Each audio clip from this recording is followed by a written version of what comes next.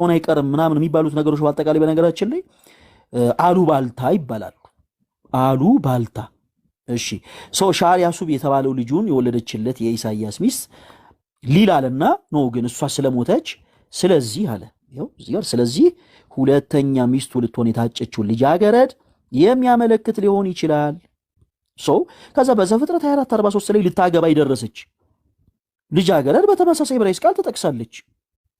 ኦኬ ምሳሌ 30:19 ይላል፣ ማቴዎስ 1:23 ይላል። ከዛ በኋላ ሀተታውን ሲቀጥል እዚህ ላይ የተጠቀሰችው ሴት ልብ በሉ ጋይስ፣ እዚህ ላይ የተጠቀሰችው ሴት የድንግል ማርያም ምሳሌ እንደሆነች ያረጋግጥልናል ይላል። ድንግል ማርያም ነች አይደለም፣ የድንግል ማርያም ምሳሌ እንደሆነች ያረጋግጥልናል።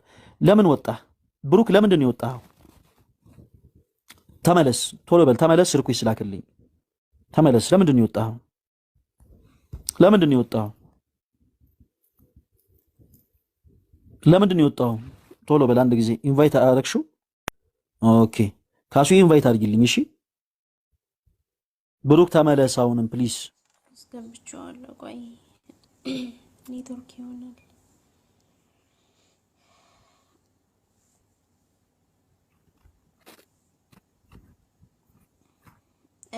አክሴፕት በል። እሺ ገስ ላክ። እሺ ልብ በሉ ሰው እዚህ ጋር የድንግል ማርያም ምሳሌ እንደሆነች ያረጋግጥልናል ብሎ ይጠቀልላል። እኔ አንድ ብቻ እዚህ ጋር አንድ ነገር ግልጽ እንዲሆንላችሁ ከመጽሐፍ ቅዱስ ዋና ክፍል ምኑ ጋር ነው የኢሳይያስ ሚስት እንደሆነች የሚያሳየው? ስለዚህ ጌታ ራሱ ምልክት ይሰጣችኋል ያለው ጌታችን ኢየሱስ ክርስቶስ ምልክት ይሰጣችኋል የተባለው ስለምን ጉዳይ? እነሆ ድንግል የተባለችው ሴት ማን ነች? የኢሳይያስ ሚስት ነች ከተባለ ከባድ ጥያቄ አለ። ከባድ ጥያቄ። ብሩክ ፕሊስ ተመለስ፣ እየጠበቅን ነው። ኢንቪቴሽኑን ልኬልሃለሁ። አክሴፕት በልና ግባ። አክሴፕት በልና ግባ ብሩክ ቶሎ በል። እሺ ሌሎች አላችሁ? ይሄ ቃል እንደ አማን ሻሎም የምታምኑ ይሄ ቃል የተነገረው ለኢሳይያስ ሚስት ነው ብላችሁ የምታምኑ ፕሮቴስታንቶች አላችሁ? አንድ ቁጥር ጻፍ። ፈለገ ሰላም ብያለሁላችሁ። እንዴት ናችሁ? ጥያቄ እንትን ነው። አንድ ትርጉም ማወቅ ፈልጌ ነበር። ሰማለሁ።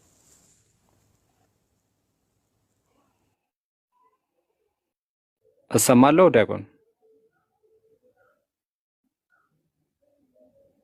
አዎ ሳሚ ትሰማለህ? ሁለተኛ ቆሮንቶስ ምዕራፍ 11 ቁጥር ከሁለት ጀምሮ ላይ ያለውን እንዴት አድርገው እንደተረጎሙት እዛው ላይ ማየት ፈልጌ ነበር። ስለ እመቤታችን ስለ ቅድስት ድንግል ማርያም ሐዋርያው ቅዱስ ጳውሎስ ምሳሌ አድርጎ ሲያነሳ እንደ ንጽሕት ድንግል እናንተን ክርስቶስ ለተባለ አንድ ወንድ ላጫችሁ አዘጋጅቻችኋለሁ የሚል ክፍል አለ አይደል? እዛ ቦታ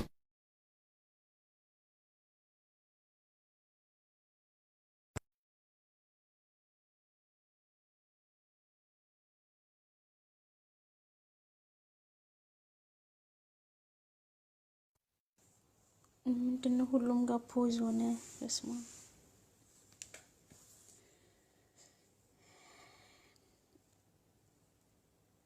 ይሰማችኋል ግን ከስር?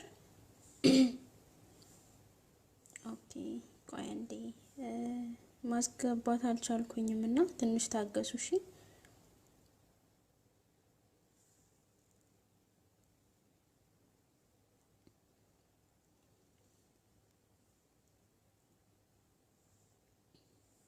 እሺ።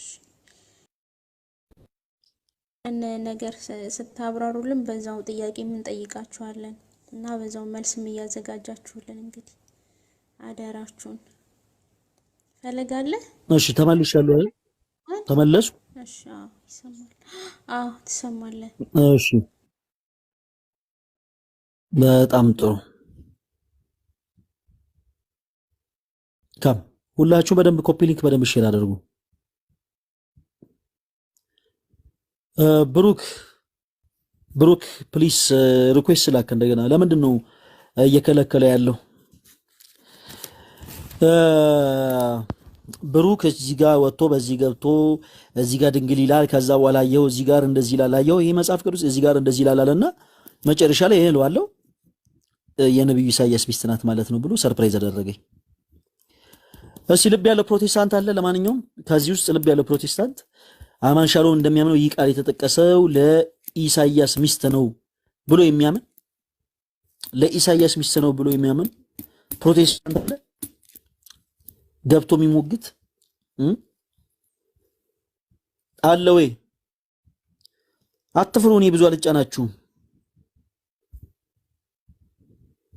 የለም ማለት ነው። በጣም ጥሩ። አምላካችን እግዚአብሔር ስሙ ይክበር ይመስገን። የማን መጽሐፍ ቅዱስ ነው የተጨበረበረው? ህሊና ያለው ሰው ይመልስ። ምንም ክርክር አያስፈልግም። አለቀ። ህሊና ያለው ሰው ብቻ ይመልስ። ህሊና ያለው ሰው ብቻ ይመልስ።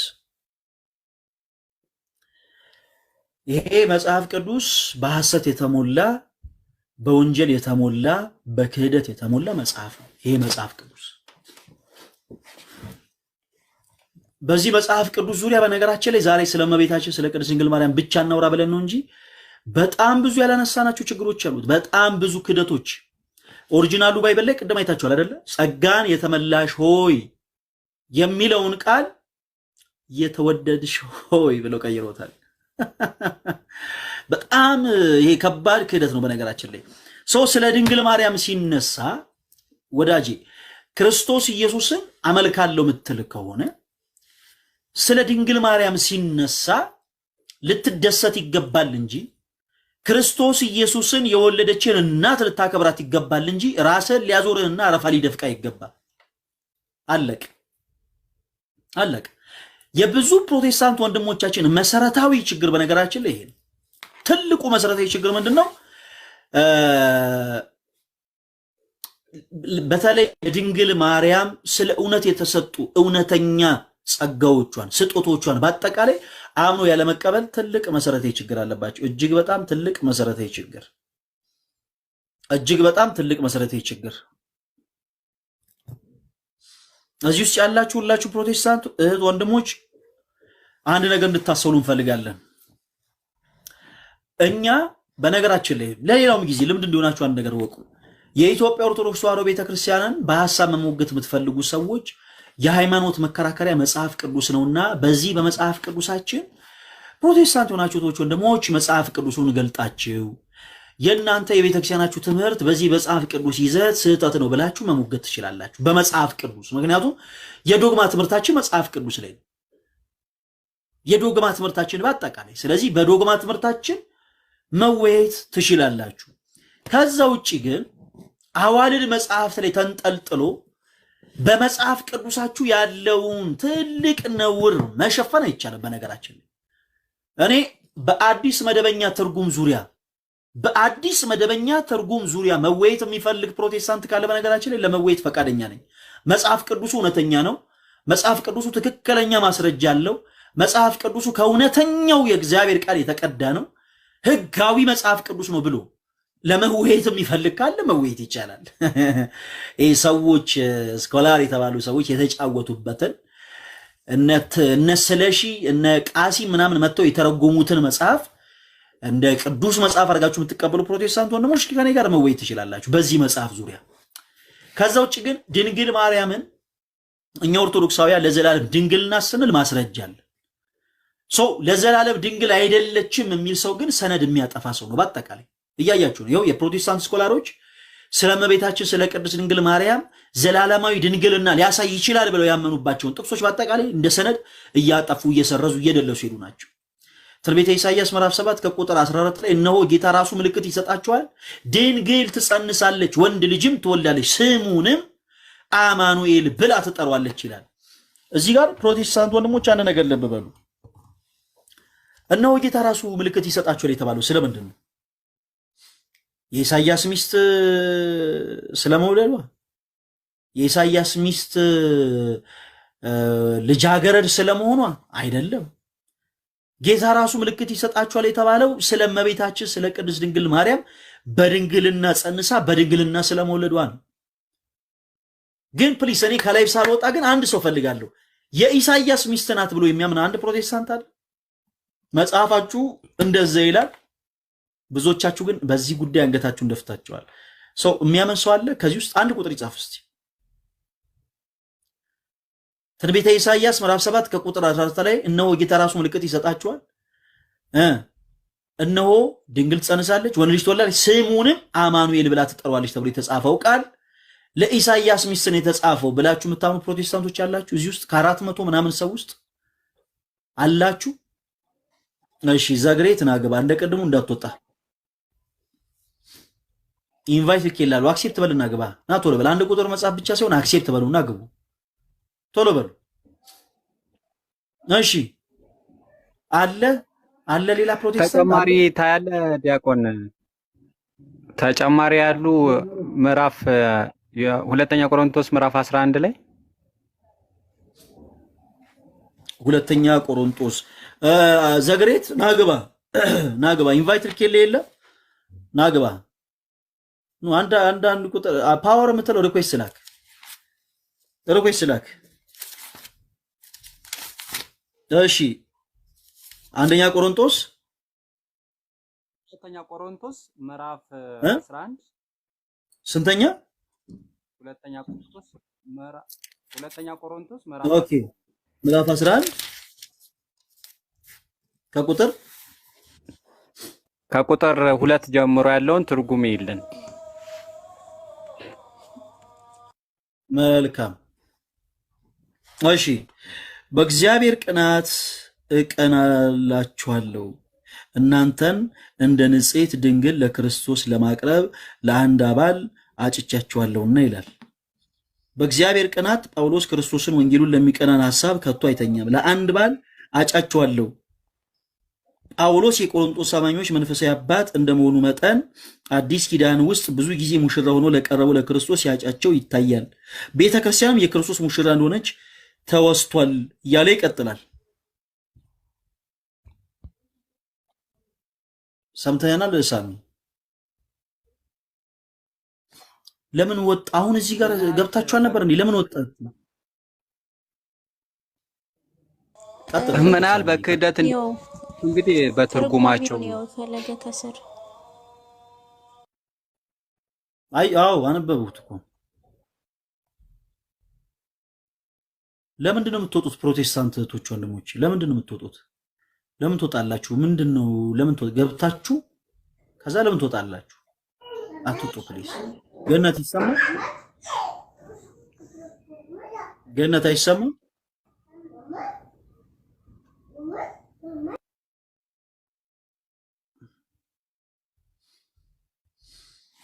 እሺ የሚያምን ሰው አለ?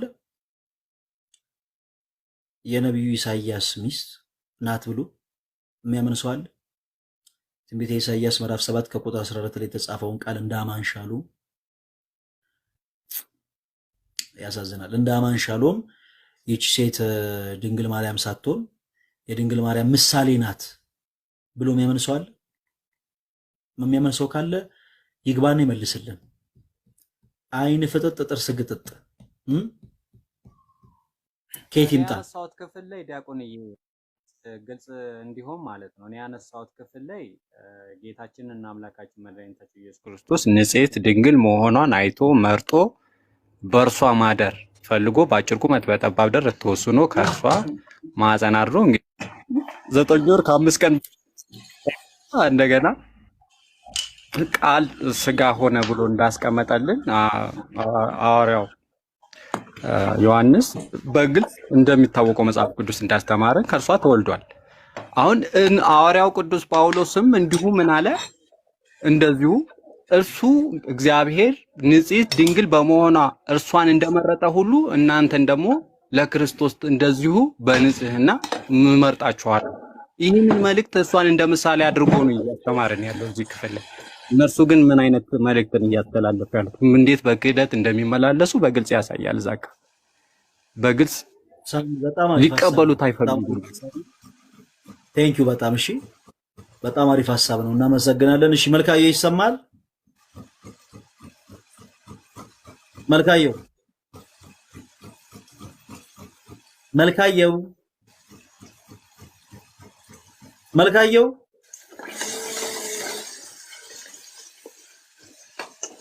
እኔ እኮ እንዴት ነው ስልካችሁ የሚታዘዝላችሁ ግን? እንደው አንድ ፕሮቴስታንት የለም በዚህ ጉዳይ የሚያምን ፈለገ ከሌለ ይቀጥላል። እነሱ እስከሚገቡ ድረስ ተመሳሳይ ቤተ እምነት ውስጥ ያሉ ግን በአንድ ቃል የተለያየ ሀሳብ የሚሰጡበት የሆነ ቪዲዮ አለን ነው። እዚህ በተለይ አሁን ያነሳከውና ትንቢተ ኢሳይያስ ማነው ማቴዎስ ወንጌል ላይ ያለውን ቃል ሁለት ሰዎች እንዴት አድርገው ሀሳብ እንደሚሰጡ ላሳያችሁ። ቆይ አንዴ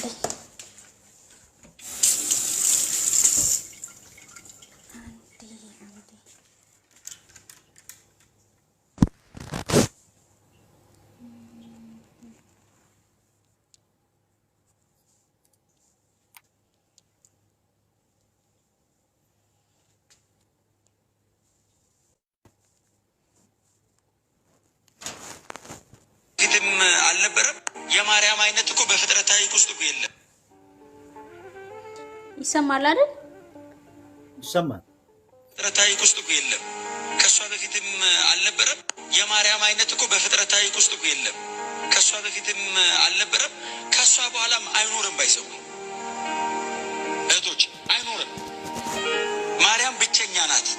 በድንግልና ጸንሳ ተገኘች እኮ ነው የሚለው። ዲቫይን ወርክ የመለኮት ስራ ነው ይሄ። ለምድ በጣም ደጋግመን ሰምተን ለምደን እንጂ እናንተ ታውቃላችሁ እንዴ? በድንግልና የጸነሰች በጣም ኖርማል ሆናችሁብኝ። ማርያም ብቻ ናት ጸንሳ ጻድቁ ዮሴፍ እንኳን እስኪጨነቅና እስኪቸገር ድረስ እንደው በቃ ተጨነቀ እንዳያስወግራት ብሎ በስጉር ሊቷት እስኪያስብ ምን ታርግ? እሷስ መለኮት ሕይወቷን አቋርጦ መጥቶ ነው። አይ በንጽህና ኖራ ራሷን ጠብቃ እያማጠነች ስትኖር እግዚአብሔር መጣ እሷ ሕይወት ላይ በቃ ትጸንሻለሽ አላት። ከአንቺ የሚወለድ አለ። ማን ነው አለችው። ቅዱስ የእግዚአብሔር ልጅ አላት። እንደው በእውነት እኮ ነው የምላቸው የወንጌላት ጸሐፊዎች የማርያምን ሁኔታ በደንብ ስላላወቁና እሷም አብራርታ ምናልባት ስላልነገረቻቸው ቅዱስ የእግዚአብሔር ልጅ ከአንቺ ወለድ ምንድን ነው የሚባለው? አሁን እኛ እንኳን በሕይወት ላይ የሆነ ነገር ይሆናል ስንባል እንዴት ነው የምንሆነው? መለኮት ልትወልጂ ነው ሲላት ምን ታርግ? እነሆ እኔ የጌታ ባሪያ ነኝ እንደ ቃል ይሁንልኝ አለች። ቃሉ እንደሱ አይደለም የሚለው? እነሆ የጌታ ባሪያ እንደ ቃል ይሁንልኝ አይደለም የሚለው? ትክክለኛ ትርጉሙ እኔ የጌታ ባሪያ ነኝ አለች። ፈቃዱን በእኔ ይፈጽም አለች። ድንግል ማርያም ክርስቶስን ባትወልድ ምን ሆን ይመስልህ ነበር? እስኪ እዚህ ጋር ይቅርታ ስለገባው ምንም አንሆንም። ሌላ የምትወልድ ሴት ትመጣለች። ማርያም ምንጭ አለለችም ለኢየሱስ። እሱ ነው የመረጣት። ሌላ ሴት ደግሞ መምረጥ ይችላል። ምን አይነት ድንግል አለ እንጂ ማርያም ብለዋል። ድንግል ብሎ ነው የተገለጸው። ድንግል በተለየ ብለህ የምትጠቅሰው ከየት አመጣ? እግዚአብሔር ጀነራሊ ነገሮችን ቀድሞ ያውቃል ካልከኝ፣ አዎ በዛ መስማማት እንችላለን። ለስፔሲፊካሊ ለማርያም ቀድሞ ያወቀውና የቀጠረው ነገር የለም። ምንም አይነት መጽሐፍ ቅዱስ ማስረጃ ኢሳይያስ ምዕራፍ 9:6 ድንግል ትጸንሳለች። ነገርኩህ እኮ ድንግል ትጸንሳለች ማለት ማርያም ናት እያለህ አይደለም ያለው። ለምን እንደሆነ ታውቃለህ? ያልተጻፈን ነገር ማንበብ ለመጽሐፍ ቅዱስ የተጻፈ ነው። እንዴት በላይ ማርያም የሚል አምጣልኝ። 9:6 ኢሳይያስ 9:6 እኔ ጋርም አለ። የኔ መጽሐፍ ቅዱስ ኢሳይያስ 9:6 አለው። ማርያም የሚል የለውም። ያንተ ካለው አውጣና አሳየኝ። ከእሷ በፊትም አልነበረም። የማርያም አይነት እኮ በፍጥረት ታሪክ ውስጥ እኮ የለም። ከእሷ በፊትም አልነበረም። ከእሷ በኋላም አይኖርም። ባይሰው እህቶች አይኖርም። ማርያም ብቸኛ ናት። በድንግልና ጸንሳ ተገኘች እኮ ነው የሚለው። አመለካከት ስለማ ይበቃችኋል። ቢያንስ ይሄ ፓስተር አሁን ወደፊትም እንኳን አይኖርም እያለ የድንግል ማርያም ድንግልናን ይመሰክራልና እዚህ ላይ ደግሞ ልጅ ወልዳለች ብላችሁ ለምትሉ እንግዲህ እኛን ሳይሆን ያው ፓስተራችሁ ራሱ ምስክርነት ሰጥቷል። ከዛ ባለፈ ግን ፈለገ እዚህ አሁን የትንቢተ ኢሳይያስ ላይ ያለውን ቃል እኔ መጠየቅ የምፈልገው ነገር አለ ለነሱ ወይም ጠይቃቸው አለ። እሱ ምንድነው እዛ ጋር የትንቢቱ ቃል ሲናገር ስሙም አማኑኤል ይባላል እያለ የጌታ ኢየሱስ ክርስቶስን አማኑኤል የሚባለውን ስም እየጠቀሰ ይናገራል። እዛው ጋር ደግሞ መልሶ በአዲስ ኪዳን ማቴዎስ ላይ ይመስለኛል 1:37 አካባቢ በነብዩ የተነገረው የትንቢት ቃል ስሙም አማኑኤል የተባለው እያለ ደግሞ ያን የትንቢቱን ቃል አብራርቶ ይናገራልና ነብዩ ኢሳይያስ አማኑኤል የሚባል ልጅ ከወለደ በመጽሐፍ ቅዱስ ደግሞ አማኑኤል ተብሎ የተጠራው ጌታ ኢየሱስ ክርስቶስ ብቻ ነው ያለው። ስለዚህ የእሱን ልጅ ራሱ እዛ ጋር መኖሩ ሊያሳዩን ይገባል። አማኑኤል ማነው? ነብዩ ኢሳይያስ አማኑኤል የሚባል ልጅ ካለው ማለት ነው። እና ይሄንን ከቻሉ በማስረጃ ቢያሳዩን ደስ ይለኛል። ግድ የምናነሳው ጥያቄ ነው የመጨረሻ። ለማንኛውም ከዚህ በኋላ ብዙ አንዘበዝባችሁ ፕሮቴስታንት ወንድሞች በቃ ማሳየት የፈለግነው ነገር አሳይተናል። ይሄ በወንጀል የተሞላ አዲስ መደበኛ ትርጉም የተባለ የፕሮቴስታንት ወንድም እህቶቻችን መጽሐፍ ቅዱስ አንደኛ በሉቃስ ወንጌል ምዕራፍ 1 ከቁጥር 28 ላይ ተጻፈው ቅዱስ ገብርኤል ሲያበስራት ጸጋን የተመላሽ ሆይ ደስ ይበልሽ ብሎ ያበሰራትን ብስራት በመጽሐፍ ቅዱሱ ላይ ቀይረውት የተወደድሽ ሆይ አንቺ የተባረክሽ ነሽ ብለው ብቻ ነው ያስቀመጡት። አንቺ ከሴቶች ሁሉ ተለይተሽ የተባረክሽ ነሽ የሚለውን ጸጋን የተመላሽ ሆይ አንቺ ከሴቶች ሁሉ ተለይተሽ የተባረክሽ ነሽ ብሎ ያመሰገናትን ጸጋን የተመላሽ ሆይ ደስ ይበልሽ እያለ የጠራትን ቃል መልአኩ የተናገረውን ቃል ቀይረውታል። የማርያም ስም ሲጠራ አረፋ የሚደፍቅ ራስን የሚያዞር ከሆነ ይከባል። አንድ ሁለተኛ በትንቢተ ሕዝቅኤል ምዕራፍ 44 ከቁጥር 1 ላይ እግዚአብሔርም እንደዚህ አለኝ ይላል።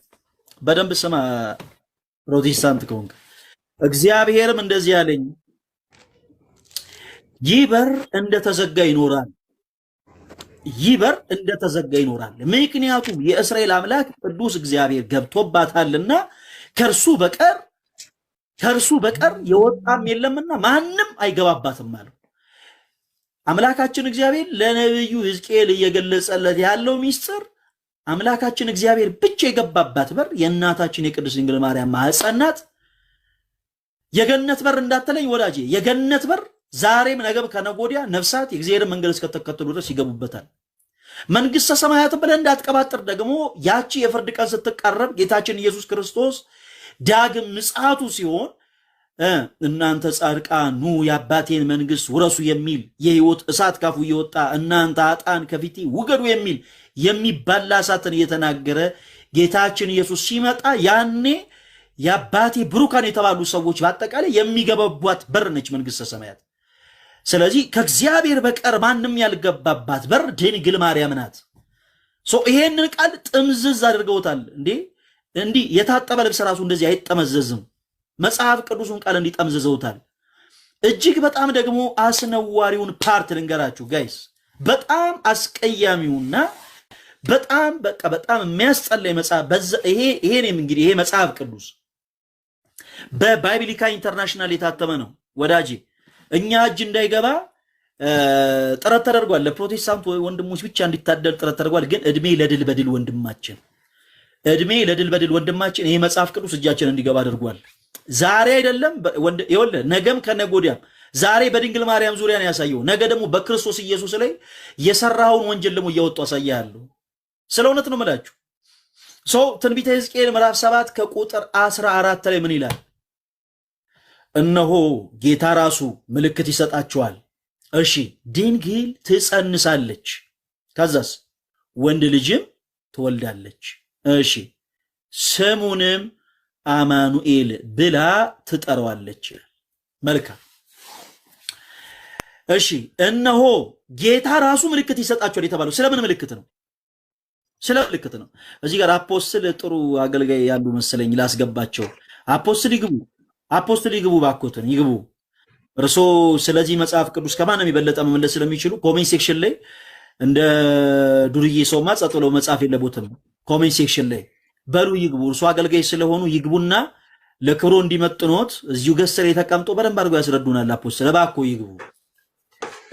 እሺ ስለዚህ በደንብ ተረዱኝ። ትንቢተ ሕዝቅኤል ምዕራፍ 7 ከቁጥር 14 ላይ እነሆ ጌታ ራሱ ምልክት ይሰጣቸዋል፣ ድንግል ትጸንሳለች ወንድ ልጅም ትወልዳለች ስሙንም አማኑኤል ብላ ትጠራዋለች ተብሎ የተጻፈውን ቃል እነ ከበደ ከስር ሲጽፉም ብለውታል። የኢሳይያስ ሚስት ናት ብለው። ኦኬ የኢሳይያስ ሚስት ናት። በጣም ጥሩ። ኦኬ ለመጨረሻ ጊዜ እድል ስጥ። እዚህ ገስ ላይ ካላችሁ ፕሮቴስታንት እህቶች ወንድሞች የኢሳይያስ ሚስት ናት ብሎ የሚያምን አለ? መልካየው ይሰማል? ይሰማል አይሰማም? ይሰማል ይሰማል። እሺ ታችን ከየት ቤተ እምነት ነው የመጣሽው?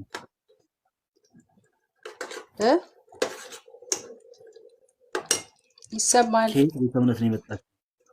ኦኬ ኔትወርክሽን አስተካክለሽ ነይ። እሺ ገነት ደስታ፣ ገነት ደስታ ቶሎ ቶሎ በሉ። ማይሰማ ከሆነ ታች ነው ማስወርደው። ገነት ደስታ ለመጨረሻ ጊዜ ይሰማል አይሰማም? እሺ ታች ወረጅ። እሺ ቅዱስ ዮሐንስ እኔ ኢሳይያስ ትንቢት ስለ ማርያም የተነገረ አይመስለኝም። ስለ ኢየሱስ ክርስቶስ ማወላለድ የሚናገር አይመስለኝም። ከየት ቤተ እምነት ነው የመጣው? እኔ እምነቴ ያው መጽሐፍ ቅዱሱ ላይ የተመሰረተ ነው። መጽሐፍ ቅዱሱ ድንግል ትወልዳለች ወንድ ልጅም ትወልዳለች የተባለው አማኑኤል ፓርት ስለ አሶር ንጉስ መምጣት ነው እንጂ ስለ ማርያም መውለድ አይመስለኝም። ስለ አሶር ንጉስ እየሰማኸኝ ነው ቅዱስ? እኩል ስናወራ በነገራችን ላይ የታች ላሉ ሰዎች አይሰማም። የኔ አባት እንኳን ደህና መጣ። በመጀመሪያ ከየት ቤተ እምነት ነው የመጣው? ቤተ እምነት የለኝም። መጽሐፍ ቅዱስን ታዲያ ከየት አገኘኸው? መጽሐፍ ቅዱስን ማን ቀነነልህ? ለምሳሌ አንተ የምታነበው መጽሐፍ ቅዱስ የትኛው መጽሐፍ ቅዱስ ነው? 71ዱን ነው? 66ቱን ነው? የህይወት መጽሐፍ ብለህ የምታምነው የትኛው መጽሐፍ ቅዱስ ነው? ቅዱስ የኢሳይያስ ትንቢት 66 ውስጥ የምታነበው ቅዱስ ፕሊስ ጀስት አንተ 66ቱን 81ዱንም ሁለቱንም አጣቅሳለሁ። ሁለቱ የተለያዩ መጽሐፍት ናቸው። ሰው አንተ የህይወት መጽሐፍ ነው ብለህ የምታምነው ግን የትኛው ነው? በመጽሐፍ ቅዱስ ብቻ ነው አይደለም የምታምነው? ቤተ እምነት የለህም። ሰው ሚቱ አጣጥፋ ቅዱስ ቆይ።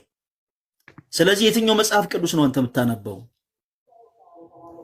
እኔ አሁን ላይ ለጊዜው ለብዛትም ለመጽሐፍ ቅዱሱ ብዛትም ስለሚያመችኝ 81ዱን ነው የማጣቅሰው። ቆይ አዳምጠኝ። ተረት ተረት ልታነብ ትችላለህ። እኔ ምን መጽሐፍ እያነበብክ ነው አላልኩም። የህይወት መጽሐፍ ብለህ የምታምነው መጽሐፍ የትኛው ነው ብራዘር? መታ የሆነ እንትን የሚለውንም አንብቤዋለሁ አትበለኝ። የትኛውን መጽሐፍ ነው ያነበብከው ብዬ አይደለም። የህይወት መጽሐፍ የምትለው መጽሐፍ 81ዱ ነው። እሺ 81ዱ ነው። 81ዱ መጽሐፍ ቅዱስ በጣም ጥሩ። ግን ቤተ እምነት የለህም አንተ። 81ዱ መጽሐፍ ቅዱስን ግን የህይወት መጽሐፍ ነው ብለህ ብታምናለህ በጣም ጥሩ። የትም አታመልጠኝም። በነገራችን ላይ 80ዱ መጽሐፍ ቅዱስ ማን የቀነነልህ? ዝም ብለህ ከሱቅ ገዝተህ ስላነበብከው የህይወት ቃል ነው ማለት አይቻልም። ያንን የህይወት ቃል ነው ብሎ ቀኖናን የቀነነው 81 ብቻ ነው መጽሐፍ ቅዱስ ብሎ ቀኖናን የቀነነልህ ማን ነው? ቅዱስ በልመልስልኝ። በዓለማችን ላይ ኢትዮጵያ ኦርቶዶክስ ብቻ እንደምትጠቀመው ግልጽ ነው። ስለሱ አይደለም ለማውራት የመጣው ስለ ኢሳይያስ እያወራ ነው። የኢትዮጵያ ኦርቶዶክስ ተዋሕዶ ቤተክርስቲያን ብቻ ተጠቀመው እሱ መጽሐፍ። አሁን ንገረኝ፣ መጽሐፍ ቅዱሱ ማን ነው የቀነነልህ? ለኢትዮጵያ ኦርቶዶክስ ተዋሕዶ ቤተክርስቲያንም የቀነነላት ማን ነው? እሱ ንገረኝ። የትም አታመልጥ። አላወኩም። አንተ ንገረኝ። እሺ እኔ ስለ ኢሳይያስ እናወራ መጣው መጽሐፍ ቅዱሱን በመጀመሪያ ቤተ እምነት በጣም ይኸውልህ፣ አንተ ሎኬሽንህን በደንብ ማሳረፍ ከየት እንዳመጣሁት መጽሐፍ ቅዱሱን ለመስማት ወይ ተናገር፣ ወይ መጽሐፍ ቅዱሱን ከየት አመጣው? ከገበያ ገዝተው። ያንን ከገበያ የገዛው መጽሐፍ ቅዱስን ማን የቀነነልህ? የኔ አባት የልጅ ወሬ ስታው ተበለ። ኦኬ እሺ፣ እኔ እንጃ እሱን ሊጣቀስ የሚሞክረው ከየትኛው ቤተ እምነት ነው የመጣው? ከየትኛው ቤተ እምነት ነው የመጣው? ደግሜ ልጠይቅ። እኔ ሃይማኖት አልወድም። ሃይማኖት በጣም ምጠላ ሰው ነኝ። እኔ ሃይማኖት አልወድም።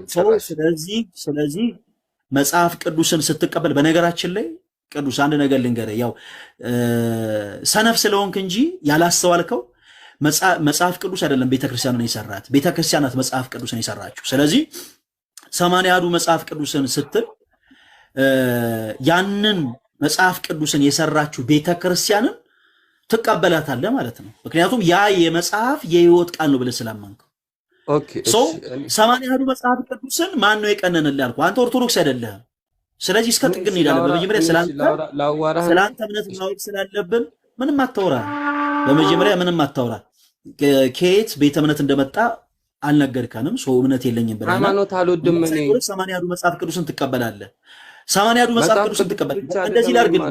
ቆይ ቅዱስ እንደዚህ ላድርግልህ። ይኸው 80 ያዱ መጽሐፍ ቅዱስ ይኸው 80 ያዱ መጽሐፍ ቅዱስ። እሺ ይሄንን ትመልስልኝና አንተ የፈለግከውን ሐሳብ ተብራራለህ። ከዛ በኋላ ዘፍጥረት፣ ዘጸአት፣ ዘሌዋውያን፣ ዘሁልቅ፣ ዘዳግም የሚባሉት መጽሐፍት ማን ይጻፋቸው? ይኸው 80 ያዱ መጽሐፍ ቅዱስ ላይ እነዚህን አምስቱን መጽሐፍት ማን ይጻፋቸው? ቅዱስ እኔ ሙሴ አልጻፋቸውም ብዬ ነው ማምነው። ማስረጃዎች ስላሉኝ ሙሴ አልጻፋቸውም ብዬ ነው ማምነው። ማን ይጻፈው ብለህ ነው የምታምነው? ሙሴ ከብዙ ከተለያዩ ፓርቶች ተወጣጥተው የተጻፉ የጻፈውን ጻፊ ንገረኝ አንድ ጊዜ። ማን ይጻፈው ብለህ ነው የምታምነው አንተ? ከብዙ ቦታ ነው የተጣቀሰው። ላስት የጻፈው ብዬ ማምነው እዝራ ከመቅደሱ መፍረስ በኋላ ከመቅደሱ መፍረስ በኋላ እኮ ልነግርህ ነው።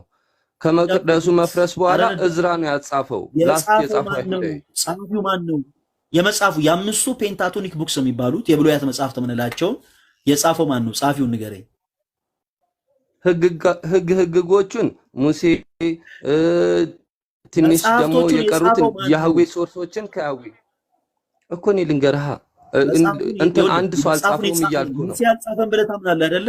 ቅዱስ አዳምጠኝ። ሙሴ አልጻፈም ብለህ ታምናለህ። ሶ መጽሐፉን የጻፈው ማን ነው? ለምን ትተባተባለህ? አሁን እኮ የለውም የሚለውን እያስረዳው ዝም ብለህ ሰማኝ አይደለክ እንዴ? ሰማ 80 ያዱ መጽሐፍ ቅዱስ ሰማኝ አይደለክ እንዴ? ምን ያንተባተባል? ጀስት የጻፈው ገሌ ነው ብለህ እኮ በድፍረት መመለስ እየተንተባተብኩ አይደለም። አንድ ሰው አልጻፈውም፣ አንድ ጸሐፊ አልጻፈውም። ማፋጠጥ አስወርጅ ያለ እኔ አባት ታች ወረድ፣ ታች ወረድ፣ ታች ወረድ። ኦኬ ምን ታደርጋለህ መሰለህ? አንተ ግራ ገብቶ ወይ ደግሞ የሆነ ነገር ላይ ብሶት ኖሮብህ ብሶትን ለመናገር እዚህ አትምጣ። እኔ ሁልጊዜ እንደምላችሁ እሺ፣ ፕሮቴስታንት የሆናችሁ እህቶች ወንዶች በጣም በትልቅ ሪስፔክት ማለት ነው፣ ብሶታችሁን ለመናገር እዚህ እንዳትመጡ። አለቅ አጭበርባሪ ሰው እኔ አይመቸኝም። ኦኬ አሁን ሲያወራ ከንግግሩ ኦልሬዲ ሎኬሽንሽ ወዴት እንደሆነ እናውቃለን። በነገራችን ላይ ይሸተናል፣ እኛ የክደት ትምህርት ይሸተናል። ማየት ብቻ አይደለም በነገር ይሸተናል እኛ እና በጣም ነው የምንጸየፈው ያንን ሽታ ብራዘር። እና እዚህ መጥተህ አራዳ ለመሆን አትሞክር የኔ አባት። መጽሐፍ ቅዱስን ቅድም እንደነገርኳችሁ ባልትና አይደለም እሺ። መጽሐፍ ቅዱስ እኔ ከቤቴ ነው ይዤ የመጣሁት፣ እኔ እምነት የለኝም፣ እኔ እግዚአብሔርን ቤቴ ሆኜ ነው አትበሉ። ይሄ ሃይማኖት ባልትና አይደለም አባቴ። እንደ በርበሬ እንደ በሶ ብላ ምናምን የሆነ በላስቲክ አሽገ ቤት የምታዘጋጀው ነገር አይደለም። ገባ? ግልጽ እውነት ስናወራ ፕሮቴስታንቶች ለምሳሌ 66 መጽሐፍን አክሴፕት ሲያደርጉ ማስረጃ አላቸው። አለቅ ለራሳቸው በቂ ሆነ። እኛ አንመንበት ሌላ ታሪክ ነው። ለራሳቸው በቂ የሆነ ማስረጃ አላቸው። በጣም ጥሩ። ካቶሊካውያን 70 የሚባለውን መጽሐፍ አክሴፕት ሲያደርጉ ኦርቶዶክስ ተቀበላቸው፣ ፕሮቴስታንት ተቀበላቸው፣ ዋቴቨር እነሱ ግን የተቀበሉበት ማስረጃ አላቸው። ኦርቶዶክሳውያን 80 ያሉ መጽሐፍ ቅዱስን ነው የምንቀበለው ስንል ፕሮቴስታንት ግራ ገባው፣ ካቶሊክ ግራ አልገባው ብለን አይደለም። እኛ በቂ ማስረጃ አለን ለዛ። ስለዚህ አንድ ነገር አስሩ፣ መጽሐፍ ቅዱስ አይደለም እሺ ቤተክርስቲያንን የሰራት ቤተክርስቲያን ናት መጽሐፍ ቅዱስን የሰራችው። ስለዚህ መጽሐፍ ቅዱስን ብቻ ነው ማመነው ስትል ዝም ብለህ ከገበያ ላይ ገዝተህ ምናምን አንብበህ ነው ይሄ ህይወት ቃል ነው ዴት ግራሚ ቃል ነው እያልክ እንድትፈላሰፍ አይደለም አባቴ። እያንዳንዱን ነገር ሐዋርያዊ ቅብብሎሹንም ማመን አለብህ። ገባ? 80 ያዱ መጽሐፍ ቅዱስን አማኝ ስትሆን ከዛ ከጥንት ጀምሮ ሲወረድ የመጣውን እያንዳንዱን ስርዓት፣ እያንዳንዱን ህግ፣ እያንዳንዱን ትምህርት ልትቀበል ይገባል። እንዴ ዝም ብለህ እንዴ በለጠ ከሚባል አንድ ሱቅ ሄደ ከበለጠ የገዛው መጽሐፍ ቅዱስ ዝም ብለህ እንደ ባልትና እኔ ከቤቴ ነው የወጡት ምናምን ብለህ ልባችንን ማድረግ እንዴ በበዓል ምድር እኔ ምግብ አልበለውም እስካሁን ድረስ። እውነቴን ነው። ስነ ስርዓት ያዙ እሺ። ስለዚህ መጽሐፍ ቅዱስና ሃይማኖት ባልትና አይደለም። በተለይ እንደዚህ የምትሉ አንዳንድ በጥቃቅንና አነስተኛ ተደራጅታችሁ የምትመጡ ፕሮቴስታንቶች ምን ለማለት ፈልጌ ነው? ከዲኖሚኔሽን ይወጣሉ። ይወላችሁ ከወንጌል አማኝ፣ ከመሰረተ ክርስቶስ፣ ከቃለ ሕይወት፣ ከመካነ ኢየሱስ እንዳለ ይወጡና ከዛ የራሳቸውን ብቻ ደግሞ የሆነች በቃ የምትመቻቸውን አይነት ደግሞ የሆነች ሎጂክ ይፈጥሩና ጥቃቅንና አነስተኛ የሆነች ባልትና ይፈጥራሉ። እዛ ባላችሁበት ጽኑ ጋይስ፣ ባላችሁበት ጽኑና ላላችሁበት በቂ የሆነ መልስ በቂ የሆነ ዕውቀት ይኖራችሁ። ከዛ በኋላ እንደው እዛም ለመርገጥ ይመቻችኋል። ከዛ ውጪ ባልትና የሆነ መጽሐፍ ቅዱስ የለንም፣ ባልትና የሆነ ሃይማኖት የለም። በቤት ውስጥ አይዘጋጅም። የመጨረሻ የምናገረው እኔ የህዝብ እንባ ጠባቂ አይደለሁም። አንዳንድ የከፋችሁ ሰዎች ብሶታችሁን እንድሰማ ገስ ላይ አትጉሽ። አንተኛን እኮ ምን ሰማን አትበለኝ። እኔ ወንድም በቃ የምታስረዳው ነገር ካላስረዳ ደግሞ ውጣ። እኔ የህዝብ እንባ ጠባቂ አይደለሁኝም። እኔ ያንተን ብሶት ላዳምጥ አይደለም። እኔ ራሱ ስንት ብሶት አለብኝ። ብታዳምጠኝ የምናገረው ስንት ብሶት አለብኝ። እኔ ያንተን ብሶት አዳማጭ አይደለሁኝም። እዛ ሄደ የምትተነፍስበት ቦታ ተንፍስ። አለቀ። ከዚህ በኋላ የመጨረሻ ማስጠንቀቂያ። እሺ ጥያቄው ምንድነው? ትንቢተ ኢሳይያስ ምዕራፍ 7 ከቁጥር 14 ላይ ተጻፈችው ነብዩ ኢሳይያስ በትንቢት ቃል የተናገረላት ያቺ ሴት የነብዩ ኢሳይያስ ሚስት ናት ወይ ብላችሁ ታምናላችሁ ወይ? እንደ መጽሐፍ ቅዱሳችሁ ታምናላችሁ ወይ? ታምናላችሁ ወይ? እሺ ጃ ሰላም ፈለገ እንዴት ነህ? አለው ባለፈው በጣም አስጠብቀኝ ስታረዝሙት ነው የወረድኩት ካስታወስክ። እኔ እውነቴን ነው የምልህ በጣም ብዙ ሰው ስለሆነ የሚገባው ማንንም አላስታውስም። ምናልባት እንደዚህ በጣም እንደዚህ የምንተዋወቀውን ሊሆን ይችላል እንጂ ብዙዎቹን አላስታውስም። ወንድሜ በጣም ይቅርታ ስላስጠበቅን። ያለ ምክንያት እርግጠኛ ነኝ እንደማናስጠብቅ። በጣም ይቅርታ። እሺ ጃ አቢሪ ያለኮ ጥያቄ ትቀበላለህ? ሃይማኖቱ ሙስሊም ይሁን ከየት ቤተ እምነት ነው የመጣው? በመጀመሪያ አረ ምንድነው ከስር ኦይ ኤፍሬም ወንድማችን እድል እንሰጣለን። ወንድሜ እድል እንሰጣለን። እሺ አብቃን። እሺ ጃ ከየት ቤተ እምነት ነው የመጣው? እኔ ሃይማኖት የለኝም ፈለገ። ታዲያ ሃይማኖት ከሌለ ለምን ትገባለህ? አሁን እኮ እኛ ፕሮቴስታንት የሆኑ እህቶች ወንድሞች ገብተው እንዲመልሱልን ነው እያደረገን ያለ ነው እኮ። ጥያቄ እየጠየቅህ ነው ወይ? ጥያቄ ትቀበላለህ ያልኩህ ለዛ ነው። አይ ኖ በመጀመሪያ እንዴት አልተከታተልክም ነው እንዴ? ሪኩዌስት እኮ ስትልክ ራሱ ነው የምልህ ለሌላ ጊዜ ጃ ትምህርት ሊሆነ ሪኩዌስት ራሱ ስትልክ ኮንተንቱ ምን እንደሆነ መስማት አለብህ። ዝም ብለህ ሳሰማ ሪኩዌስት ዝም ብሎ አይላክ የኔ ወንድም። ግን ሃይማኖት የለህም እርግጠኛ ነህ ጃ? ሃይማኖት የለህም? ሃይማኖት የለኝም። አንተን የፈጠረ ማን ነው ብለህ ነው የምታምነው? እማምነው ነገር አለ። ኦኬ አንተን የፈጠረ ማን ነው? ማውራት ፈልጓል መሰለኝ። አይ ችግር የለም። በመጀመሪያ እኔ አምላክ አምላክ እንደፈጠረ ካመንክ እምነት አለ ማለት እኮ ነው። ሃይማኖት ማለት በነገራችን ላይ የግዕዝ ቃል ነው። አንዳንድ ጊዜ የግዕዝ ቃላችንን አንዳንዶች እየወሰዱ ማይሆን ትርጉም እየሰጡት ተቸገረን። ሃይማኖት ማለት እምነት ማለት ነው። እምነት አለ ማለት ነው።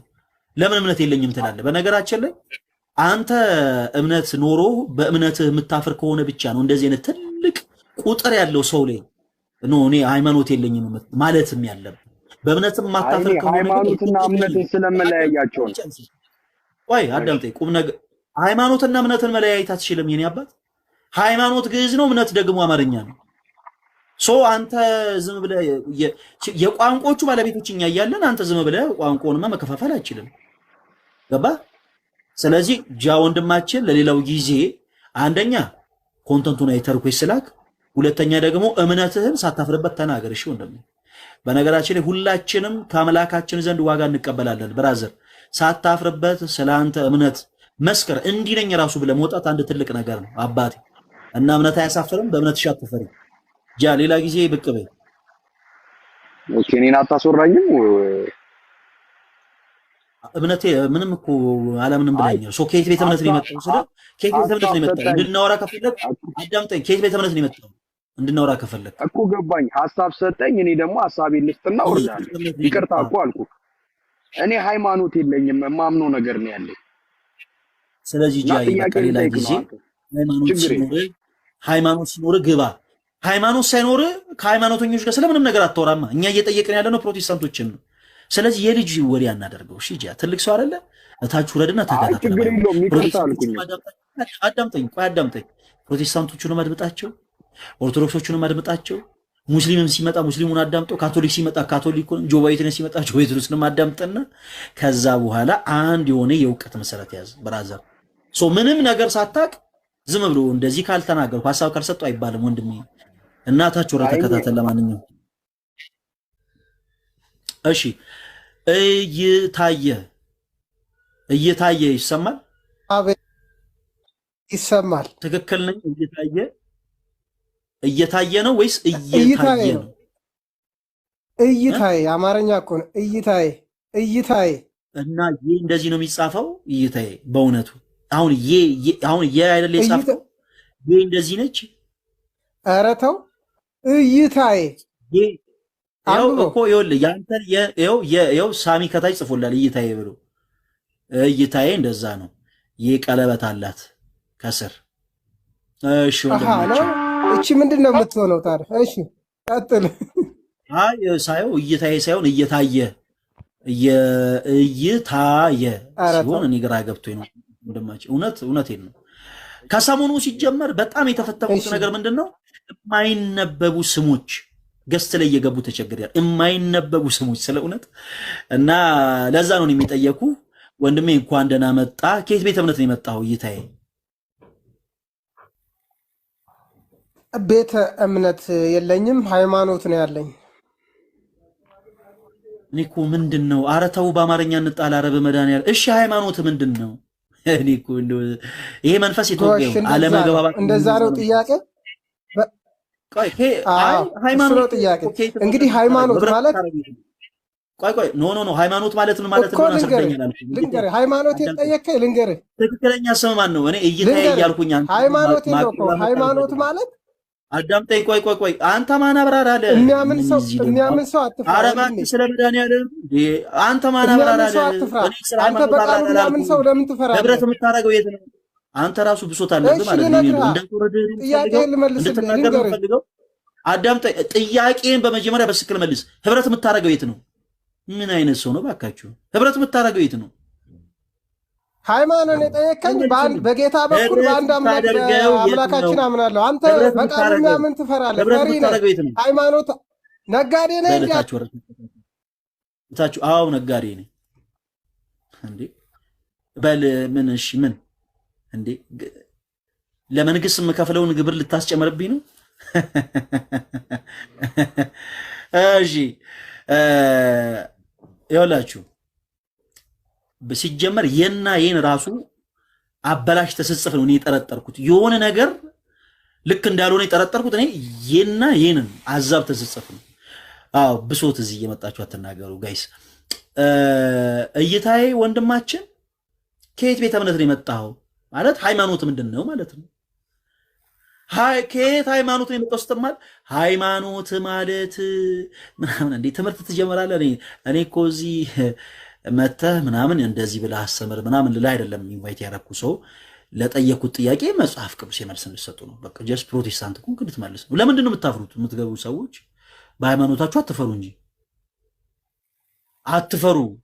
በቃ አንተም አሁን እይቴ የምትባል ሰው ስትገባ በምታምነው እምነት ማፈር የለብህም። በሃይማኖት ማፈር የለብህም። ሳታፈር ነው መናገር ያለብህ። አለቀ። ይሄ ምንም የሚያስፈራ ነገር አይደለም።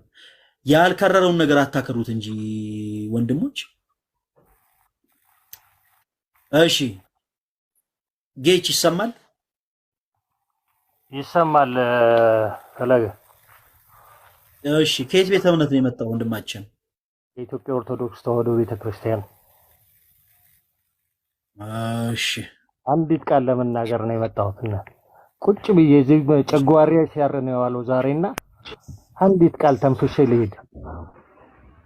አሁን ባነሳው ላይ የኢሳያስ ጨጓራህንም ለምንድን ጸጥ እንላለን? ተንፍስ። አይወል እመብርሃን ተመስገን። በመጀመሪያ የኢሳያስ ትንቢትን እነሱ እንደፈለጉት ተረጉሙት፣ እንደፈለጉት ተንቦጫረቁበት ልበለ። ይሄንን ግን ቃል በሐዲስ ኪዳን ላይ መላኩ ራሱ ተርጉሞታል። መላኩ ራሱ ስለእመቤታችን ለመሆኑ አረጋግጦታል።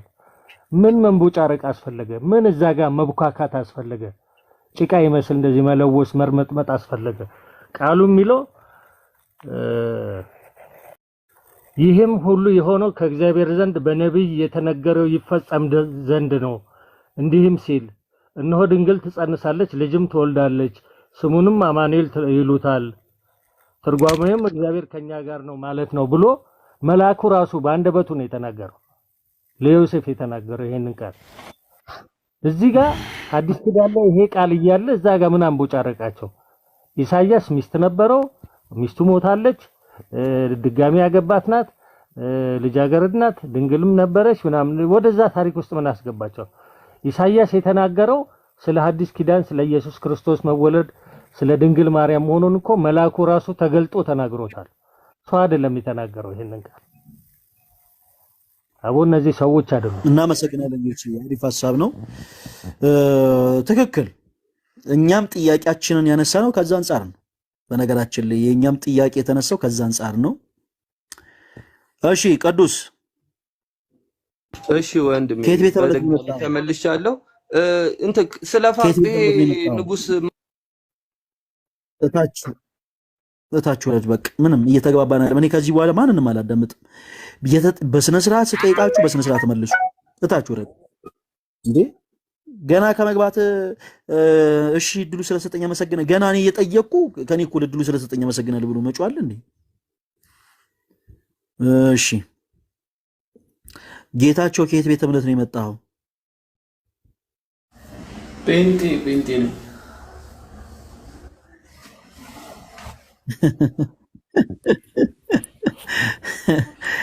እሺ አንተ ተጫዋች ሰው መሆን አለብህ። እሺ ጌታቸው መልካም። ጌትነት ከየት ቤተ እምነት ነው የመጣው? ከኦርቶዶክስ ተዋህዶ። እሺ ሀብታሙ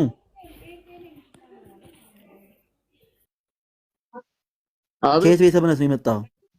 ፕሮቴስታንት። የትኛው ዲኖሚኔሽን? መካነ ኢየሱስ። መካነ ኢየሱስ መልካም። እሺ ይሄ መጽሐፍ ቅዱስ የህይወት ቃል እንደሆነ ታምናላችሁ? አዲስ መደበኛ ትርጉም የተባለው መጽሐፍ ታምኑበታላችሁ? ጌታቸው እና ሀብታሙ። ኦኬ እሺ ሀብታሙ እናመሰግናለን። ጌታቸው ታምንበታለህ? አምንበታለሁ። እሺ በጣም ጥሩ ወንድሞቻችን እንኳን ደህና መጣችሁ። ሶስት ጥያቄ እናንሳ። እሺ ኦኬ ያው እሺ ትንቢተ ኢሳይያስ ምዕራፍ 7 ላይ ያለውን ኃይለ ቃል ነው እያወራን የነበረው። እሺ እናንተም የራሳችሁን ሐሳብ ታስረዱናላችሁ። አዲስ መደበኛ ትርጉሙ ምን እንደሚልም አነብላችኋለሁ ምናልባት ከፈለጋችሁ። ከዛ በኋላ በዛ ሐሳብ እንደምትስማሙ እንደማትስማሙ ትነግሩናላችሁ። የመጽሐፍ ቅዱስ ዋና ክፍል እንደዚህ ይላል። ስለዚህ ጌታ ራሱ ምልክት ይሰጣቸዋል። እነሆ ድንግል ትጸንሳለች፣ ወንድ ልጅም ትወልዳለች፣ ስሙንም አማኑኤል ብላ ትጠራዋለች ይላል። ይኸው አማኑኤል ብላ ትጠራዋለች። ኦኬ ልድገመው። ቁጥር 14 ትንቢተ ኢሳይያስ ምዕራፍ 7 ከቁጥር 14 ላይ ስለዚህ ጌታ ራሱ ምልክት ይሰጣቸዋል። እነሆ ድንግል ትጸንሳለች፣ ወንድ ልጅም ትወልዳለች፣ ስሙንም አማኑኤል ብላ ትጠራዋለች ይላል። መልካም ሰው ከስር ደግሞ የመጽሐፍ ቅዱሱ ስኮላር እንግዲህ ስኮላሮች የፕሮቴስታንት ወንድሞቻችን ስኮላሮች ትርጉሙን አስቀምጠዋል። እሺ ድንግል ይላል። ድንግል የኢሳይያስ የመጀመሪያ ሚስቱ ሻዕርያሱብን ከወለደች በኋላ የሞተች ይመስላል። እሺ ስለዚህ ሁለተኛ ሚስቱ ልትሆን የታጨችው ልጃገረድ የሚያመለክት ሊሆን ይችላል። በዘፍጥረት 24:43 ላይ ልታገባ የደረሰች ልጃገረድ በተመሳሳይ የዕብራይስጥ ቃል ተጠቅሳለች። እዚህ ላይ የተጠቀሰችው ሴት የድንግል ማርያም ምሳሌ እንደሆነች ያረጋግጥ። ድንግል ማርያም ነች አይልም፣ የድንግል ማርያም ምሳሌ እንደሆነች ያረጋግጥልናል ይላል። እዚህ ጋር በመጀመሪያ አካባቢ ስትመለከቱት ድንግል የተባለችው ሴት የኢሳይያስ የመጀመሪያ ሚስቱ ሻዕርያሱብን ከወለደች በኋላ የሞተች ይመስላል ይልናል። የመጀመሪያዋ ሚስቱ ስለሞተች ስለዚህ ሁለተኛ ሚስቱ ልትሆን የታጨችው ልጃገረድ የሚያመለክት ሊሆን ይችላል ይላል መጽሐፍ ቅዱሱ። እሺ ሀብታሙ ይሄ ሐሳብ ትክክል ነው? ይሄ ሐሳብ ትክክል ነው? እዚህ ጋር የተጻፈው የኢሳይያስ ሚስት ነች ትጸንሳለች፣ ወንድ ልጅም ትወልዳለች የተባለላት ሴት የኢሳይያስ ሚስት ናት። ይሄ ሐሳብ ይሄ እዚህ ጋር የተጻፈው ሐሳብ ትክክል ነው? አረ ትጸንሳለች ትወልዳለች ተባለችውማ ድንግል ማርያም ነች። ኦኬ እሱን ሲያብራራ ይኸውልህ እዚህ ጋር ወንድሜ ሀብታሙ ተመልከት። ድንግል አለና የኢሳይያስ የመጀመሪያ ሚስቱ ሻርያሱብን ከወለደች በኋላ የሞተች ይመስላል። ሻርያሱብ የተባለው ልጁን የወለደችለት ሚስቱ ስለሞተች ስለዚህ ሁለተኛ ሚስቱ ልታጨችው ልጃገረድ የሚያመለክት ሊሆን ይችላል ብሎ አስቀምጧል። የኢሳይያስ ሚስት ናት እያለ ነው። ኤንአይቪ ነው አዲስ መደበኛ ትርጉም። ሀብታሙ ምን ሆነ ነው ገና መጽሐፍ ቅዱሱን እንደዚህ ከቨሩን እያሳየው በዚህ መጽሐፍ ታምናለህ ወይ? ስለ አዋ ምናለሁ ያልከኝ ታዲያ ምኑን አይተህ ነው? መስቀሉን አይተህ ነው እንዴ?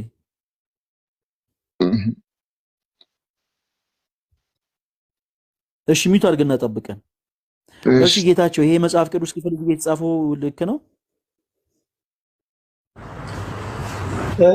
ማብራሪያ ስለሆነ ያው ማብራሪያው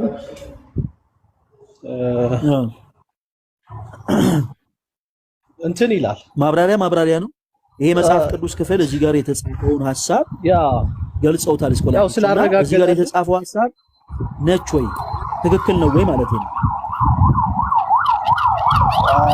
ምንም እኔ ጀስት አመለካከት ነው ብዬ ነው ማምነው። የመጽሐፍ ቅዱስ ትምህርት ላይ በነገራችን ላይ አመለካከት የለም ጌታቸው። የመጽሐፍ ቅዱስ ትምህርት ላይ አመለካከት የሚባል ነገር የለም። እኛ ኦርቶዶክስ አዳምጠን ትምህርተ ሥላሴ ቆይ ገብቶኛል። ማብራሪያ ማለት የመጽሐፍ ቅዱሱን ሐሳብ ነው። የመጽሐፍ ቅዱሱን ሐሳብ እዚህ ጋር ማብራሪያ ነው። ሰው ምልከታ ነው አይባልም። የመጽሐፍ ቅዱሱን ሐሳብ ነው ያብራራል። አሁን ስንግባባ ማብራሪያ ነው። ማብራሪያ ነው። የትኛውን ያብራራል? የመጽሐፍ ቅዱሱን ዋና ክፍል ነው ያብራራል። ይሄ ያንተ መጽሐፍ ነው። እዚህ ጋር ያለውን የመጽሐፍ ቅዱሱን ዋና ክፍል እዚህ ጋር አብራርቶታል። እንዳብራሩት ደግሞ እዚህ ጋር እንደተብራራው የኢሳይያስ ሚስት ናት የተባለው እውነት ነው ወይ ጌታቸው? እሺ አንዴ ትድብል ቆይ አሁን ዋናው ከላይ ያለው አለ አይደለ? እሱን ነው ማምነው። ማብራሪያ የምቀበለው ማለት ነው። ተጻፈ ይሄን መጽሐፍ አምናለሁ ያልከኝ እኮ አንተ ነህ። አዲስ መደበኛ ትርጉምን ከማጥኛ ጽሑፍ ጋር የተባለውን መጽሐፍ ከቨሩን እንደዚህ አድርጌ ታምንበታለህ ወይስ ስለ አምንበታለሁ ያልከኝ አንተ ነህ። አምንበታለሁ ማለት ነው ማለት ነው። የመጽሐፍ ቅዱሱ ከፈለው ዋና ክፍል ኦሬዲ ታምንበታለህ፣ ጥርጥር የለውም። ከስር ግን አዲስ መደበኛ ትርጉም ተብሎ የተጸነጠውን ከማጥኛ ጽሑፍ ጋር የተቀመጠውን ይሄንን ትንታኔ አክሴፕት አደርገዋለሁ ማለት ነው። ልብ በል ይሄ የመጽሐፍ ቅዱስ ክፍል ያንተ ስኮላሮች እዚህ ጋር ጽፈውታል። አሁን አዳምጠኝ፣ ሌላ ነገር እንዳትወደኝ። ይህች እንድሰማ የምትፈልግ ከሆነ እዚህ ጋር የተጻፈው ሐሳብ ትክክል ነው ወይስ ትክክል አይደለም? በቃ ምንም ሊያንቃ አይገባም። በቃ ዘርግፈው ትክክል ነው ወይም ደግሞ ትክክል አይደለም በለኝ። ትክክል አይደለም ብያለሁ እኮ። በጣም ጥሩ። በቃ ይሄ እኮ የሚያከራክር አይደለም። በመጀመሪያ ማብራሪያ ነው ምናምን ስትለኝ ነው። አይደለም ይሄኛው ማብራሪያ መጽሐፉ እንድቀበል እንዴት መሰለህ? አንዴ ስማኝ ፈለጌ። ብዙ ማብራሪያዎች አሉ፣ ኮሜንተሪዎች ማለት ነው። አነባለሁ። በቴዎሎጂም እየተማርኩ ነው፣ አልፍ ያለውን ገብተዋል። ግን ኮሜንተሪ ሳነብሁሌ ምቀበለው አለ ማልቀበለው አለ። ዋናው ከላይ ያለው መጽሐፍ ግን አነብና ምቀበለው ከሆነ አልቀበለውም፣ ከስር ያለው ማብራሪያ ማልቀበለው ከሆነ አልቀበለውም። ሌላ መጽሐፍም እኮ አለ ማብራሪያ አለ ማልቀበለው፣ ብዙ ነገሮች አሉ። ፈለጌ ጌታቸው ዩዘር ቲጂ ምናምን ሚዩት አድርጊ፣ ስትገቢ ሚዩት አድርጊው፣ አለበዚያ አስወርዳለሁ ይታች እና ማብራሪያውን ምቀበለው አለ ማልቀበለው አለ እዛው በያዝከው መጽሐፍ ፈለጌ። እሺ ወንድማችን እውነትም ነው እውነትም አይደለምም የሚል መልስ ነው የሰጠን። ሁለት ግራልኝ ተብሎ አልቀበለው ልክ አይደለም ኖ። ስለዚህ ይሄ መጽሐፍ ከናካቴው በቃ ኦሪጂናሉ መጽሐፍ ቅዱስ እንጂ ይሄ ከስር ያለው እንዳለ የክደት ቃል ስለሆነ በጠብታ ማለት በባሊ ሙሉ ውሃ ላይ ጠብታ መርዝ ቢገባ ሙሉን እንደሚበክለው ሁሉ እነዚህ አይነት ጠብታ የሆኑ መርዞችም የመጽሐፍ ቅዱሱን ቃል ስለሚበክሉ ይሄ መጽሐፍ የክደት መጽሐፍ ነው ማለት ነው። ትርጉም ተብሎ የተቀመጠለት ቃል በአጠቃላይ የክደት ቃል ነው ማለት ነው። እሱን ነው ፕሩቭ እንድታደርግልኝ የሚፈልገው እኔ። ምክንያቱም እዚህ ጋር የተጠቀሰችው ሴት ማለት ከነ ማብራሪያው ነው የሚለው እንትኑ ማለት ነው። ጌታቸው አዳምጠኝ። ስለዚህ ጌታ ራሱ ምልክት ይሰጣቸዋል። እነሆ ድንግል ትጸንሳለች። እቺ ሴት ማነች? ድንግል ትጸንሳለች የተባለችው ሴት እመቤታችን ድንግል ማርያም። ወንድ ልጅም ትወልዳለች፣ ከዛ ስሙንም አማኑኤል ብላ ትጠራዋለች አለ። ኦኬ እዚሁ ጋር ሁለተኛ ሌላ ሐሳብ ላቅርብልህ እና ማንሻሎ እና አሁን ደግሞ እዚሁ ገስ ላይ ገብተው የነበሩ ሌሎች ፕሮቴስታንቶችም ይህቺ ሴት የኢሳይያስ ሚስት ናት ብለው ያምናሉ። ናይ በአንድ መጽሐፍ ቅዱስ በአንድ ቤተ እምነት ሁለት አይነት ትምህርት መኖር ይችላል ወይ?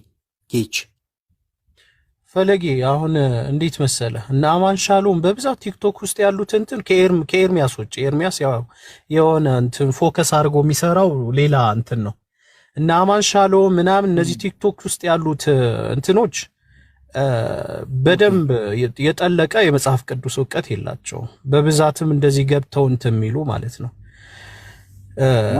በጭራሽ የፕሮቴስታንት ቤተክርስቲያን ማታስተምረው ትምህርት ኢቭን ያስተምራሉ።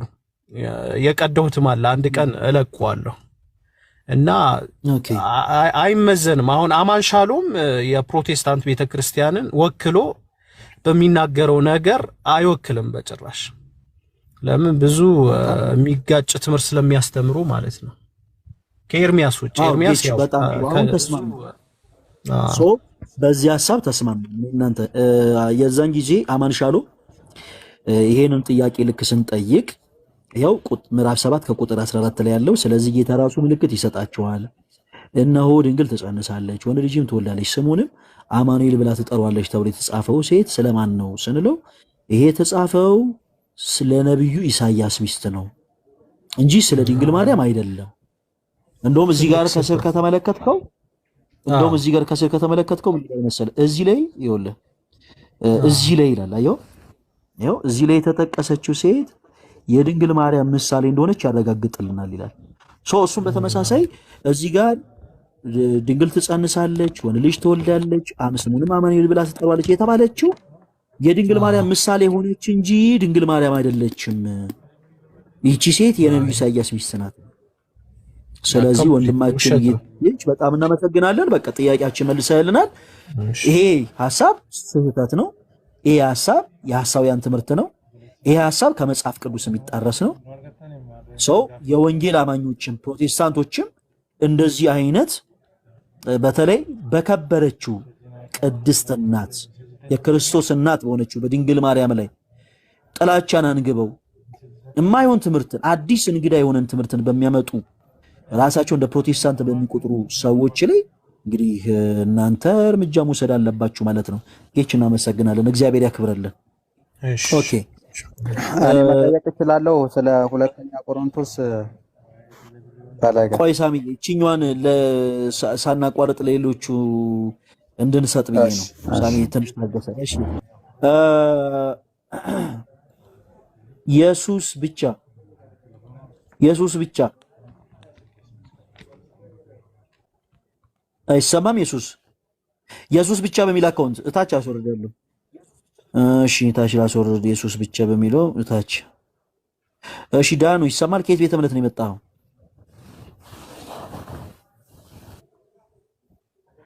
እሺ መልካም። እሺ ስለዚህ ይሄን ሐሳብ ከጌች ጋር ጨረስን። እሺ ሌላም ቀጣይ ሐሳብ ላንሳለህ ጌች ከመጣ ይቀር ሌሎችም ሐሳቦችን ላንሳለህ። በመጽሐፍ ቅዱስ ላይ መጨመርና መቀነስ እንደማይቻል ታምናለህ አይደል ጌች? ጌች አለ አምናለሁ። በመጽሐፍ ቅዱስ ላይ የጨመረ በዚህ መጽሐፍ የተጻፈ ማለት ይጨመርበት፣ ከዚህ መጽሐፍ ላይ ቀነሰ ደግሞ ከሕይወት መጽሐፍ ላይ ቀነስ የሚለውን ቃል ታምናለህ? አዎ አምናለሁ። መልካም። በመጽሐፍ ቅዱስ ላይ ምን አይነት አሁንም ይሄ አዲስ መደበኛ ትርጉም በተባለው መጽሐፍ ላይ የሚደረገውን አንዳንድ ነገር ላሳየህ። እስኪ ይሄን ያንተ መረዳት ትነግረኛለህ። ትንቢተ ሕዝቅኤል ምዕራፍ 44 ነው። ትንቢተ ሕዝቅኤል ምዕራፍ 44 እንደዚህ ይላል። ከዚያም ያ ሰው ለምስራቅ ትይዩ ወደ ሆነው በስተውጭ ወዳለው ወደ መቅደሱ በር መልሶ አመጣኝ። ዳኑ አንተ ጋር በጣም ድምጽ አለ። ከስር ተቀምጠህ ከምትረብሽ እታች ውረድ። እሺ ከዚያም ያ ሰው ለምስራቅ ትይዩ ወደ ሆነው በስተውጭ ወዳለው ወደ መቅደሱ በር መልሶ አመጣኝ፣ ተዘግቶም ነበር። እግዚአብሔር እንዲህ አለኝ፣ ይህ በር እንደተዘጋ ይኖራል፣ መከፈት የለበትም፣ ማንም አይገባበትም። የእስራኤል አምላክ እግዚአብሔር ገብቶበታልና ተዘግቶ ይኖራል ይላል። ኦኬ ይሄ ሐሳብ ስለምንድን ነው እየተናገረ ያለው? ጌች ስለ ቤተ መቅደሱ ነው። ስለ የትኛው ቤተ መቅደስ? እስኪ ሙሉ እንዲገባ ቀጥልና ይኖራል ካለ በኋላ እግዚአብሔር እንዲህ አለኝ ይላል። ይህ በር እንደተዘጋ ይኖራል። እንደተዘጋ ይኖራል ማለት ተዘግቶ የነበረ ነው። ጌች ገብቷል? ተዘግቶ የነበረ ነው። እንደተዘጋ ይኖራል። ከዛስ መከፈት የለበትም። ማንም አይገባበትም። ማንም ለምንድን? የእስራኤል አምላክ እግዚአብሔር ገብቶበታልና ተዘግቶ ይኖራል። ኦኬ የእስራኤል አምላክ እግዚአብሔር የገባበት ብቸኛው በር የትኛው በር ነው? ስለምንድን ነው ይህ ሐሳብ እየተናገረ ያለው? ጌች አጠቃላይ እዚህ እየተናገረው ያለው ስለ ቤተ መቅደስ ሆኖ ስለ አዲስ ኪዳን ቤተ መቅደስ ነው። ሙሉውን 44 ስናነበው 45ም ስንሄደን ስናጠናው ማንም የማይገባበት የሚናገረው ስለ ቤተ መቅደስ ነው። ጌታ ኢየሱስ ክርስቶስ የገባበት እውነተኛይቱ ቤተ መቅደስ፣ ስለዛ ነው እየተናገረ ያለው። የትኛው መቅደስ? ሰማያዊቷ የሚለውን ዕብራውያን ላይ ጌታ ኢየሱስ ክርስቶስ የገባባት የራሱን ደም ይዞ ሊቀ ካህን ሆኖ የገባበት። በጣም ጥሩ ሰው። በነገራችን ላይ ያቺ ሰማያዊቷ መቅደስ ኦልሬዲ ምንድነው የምትባለው? ሰማያዊቷ መቅደስ ምን ብለን እንጠራታለን? ጌች ቤተ መቅደስ ነው። ሰማያዊቷ ቤተ መቅደስ ነው የሚለው መጽሐፍ ቅዱስ። ሌላ ምንም ያለው ነገር የለም። ኦኬ እሺ፣ ችግር የለውም። ሰማያዊቷ ቤተ መቅደስ ማለት ክርስቶስ ኢየሱስ ምን ያደረገበት ነው? የራሱን ደም ይዞ የገባባት። በደንብ ልብ በሉ እሺ። ይሄ ሐሳብ ያለው ዕብራውያን 9 አካባቢ ነው። ሰው የብሉይ ኪዳን የነበሩትን ድንኳኖች እያነጻጸረ ስለ ሰማያዊቷ መቅደስ ይናገራል። ሰማያዊቷ መቅደስ ማለት የእግዚአብሔር መንግስት ነች። በነገራችን ላይ ጌች ምንም ይሄ አዲስ ሌላ የተሰራ ህንጻና ፎቅ አይደለም። ሰማያዊቷ መቅደስ የተባለችው የእግዚአብሔር መንግስትና ቅድስተ ቅዱሳን ብሎ ዕብራውያን ላይ እንትን የሚለው ሌላ ነው። ላነሳለን ፕሊስ አዳምጠኝ። እኔ አሁን ይሄን ሐሳብ የግድ ተቀበለው አትቀበለው አይደለም። ኤኒዌይስ እዚህ ጋር ኦኬ ተውሽ። ለምሳሌ ሰማያዊ መቅደስ እንበል። እሺ በጣም ጥሩ። እኔ ሌላ ሐሳብ ውስጥ እንዳልገባብህ ይቅርታ ጌች። እግዚአብሔር እንዲህ አለኝ፣ ይህ በር እንደተዘጋ ይኖራል ይላል። ኦኬ መቼ ነው የተዘጋው? ይሄ ሰማያዊው አንተ ያልከው መቅደስ መቼ ነው የተዘጋው? እስቲ ይሄን ንገረኝ። መቼ ነበር የተዘጋው? የተዘጋውን ታውቃለህ? ከውድቀት በኋላ ያለው ኮሚኒኬሽን ከእግዚአብሔር ዘንድ ከውድቀት በፊት ያው ሰዎች ነበሩበት። እንደዚህ እንትን እንኳን መዘጋት መከፈት እንኳን አልነበረም። ኦልሬዲ ኢትስ ኦፕን ከውድቀት በፊት ሰዎች ነበር። ሰው አዳም ነበረበት አልነበረበትም? ከውድቀት በፊት አልነበረበትም። ሰው የተዘጋው መቼ ነው? እንደዛ ከሆነ አዳምም እያለ ተዘግቶ ነበር ማለት ነው። ሰው የተዘጋው መቼ ነው? በመጽሐፍ ቅዱስ የማስረጃ ነገረኝ እስኪ። አፈለጊ አሁን እንዴት መሰለክ? አሁን ይሄ አንደኛ ትንቢት ነው አይደለ? ትንቢተ ሕዝቅኤል ነው። ትንቢት ነው እያሳየው ነው። ኤግዛክት መቼ እንደተዘጋ ባይናገርም ግን ከእግዚአብሔር ከሰዎች ጋር ያለው ኮሚኒኬሽን ህብረት የቆመው መቼ ነው? ከኃጢአት በኋላ ነው። መዘጋት እንደዚህ ኔጌቲቭ ነገር የመጣው ማለት ነው። ስለዚህ እግዚአብሔር ምን አደረገ? ቤተ መቅደስ ሰጣቸው አይደለ? ምድራዊ የሆነ ቤተ መቅደስ፣ ሰማያዊ ያልሆነ ማያነጻ የሆነ ስርዓት ትክክለኛ ነው ግን ምሳሌያዊ የሆነ ጥላ የሆነ ስርዓትን የሰጣቸው። ትክክለኛይቱ ግን ተዘግታ ነበር። መቼ ነው የተዘጋችው? ከውድቀት በኋላ ነው። ግልጽ ነው። ግን ጌታ ኢየሱስ አሁን የእስራኤል አምላክ ግን ይገባባታል ያለውን እቺ ሰማያዊቷ ቅድስተ ቅዱሳን ቤተ መቅደስ ነው።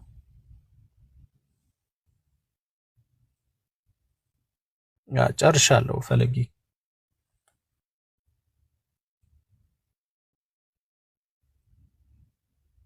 ድምጽ ጠፍቷል። የኔ ነው ችግሩ፣ እየተሰማኝ አይደለም።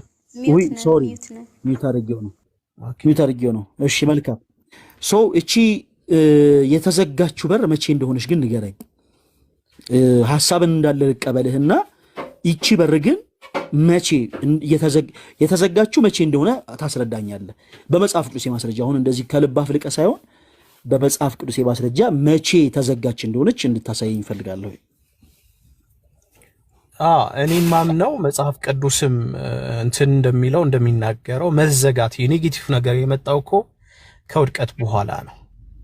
እና ያሉት ምንድነው አሁን ምድራዊ ስርዓት ነበረ። ያ ምድራዊ ስርዓት ግን እውነተኛ አልነበረ። ዕብራውያን እንደሚናገረው አሮጌ ስርዓት ይለዋል። ትክክለኛል። እየሰማኸኝ አይደለም? እየሰማኸኝ አይደለም? ይሄን ከልብ አፍልቀህ ነው እየተናገርክ ያለኸው። በመጽሐፍ ቅዱስ ማስረጃነት ስጠኝ፣ እኔ ላውጣና ላንብብ። የተዘጋው መቼ እንደሆነ አስረዳኝ። አሁን እዚህ ጋር ትንቢት ሆኖ ምሳሌያዊ ነው። አሁን ለምሳሌ ከዚያም ያ ሰው ለምስራቅ ትይዩ ወደ ውጭ ወዳለው ወደ መቅደሱ በር መልሶ አመጣኝ፣ ተዘግቶም ነበረ ሲል አንደኛ ራእይ ያየ ነው። ራእያ ምሳሌያዊ አነጋገርም አለበት፣ ትንቢትም አለበት። ፈለጊ አንተ ባልከው ልጨርስና ከዛ በኋላ ልክ አይደለም ትለኛለህ። ነው ልጨርስ ያለብህ እኮ ነው የሚጠይቀህን እኮ መልስልኝ እኮ። እዛው ላሳይህ እኮ ነው ፈለጊ።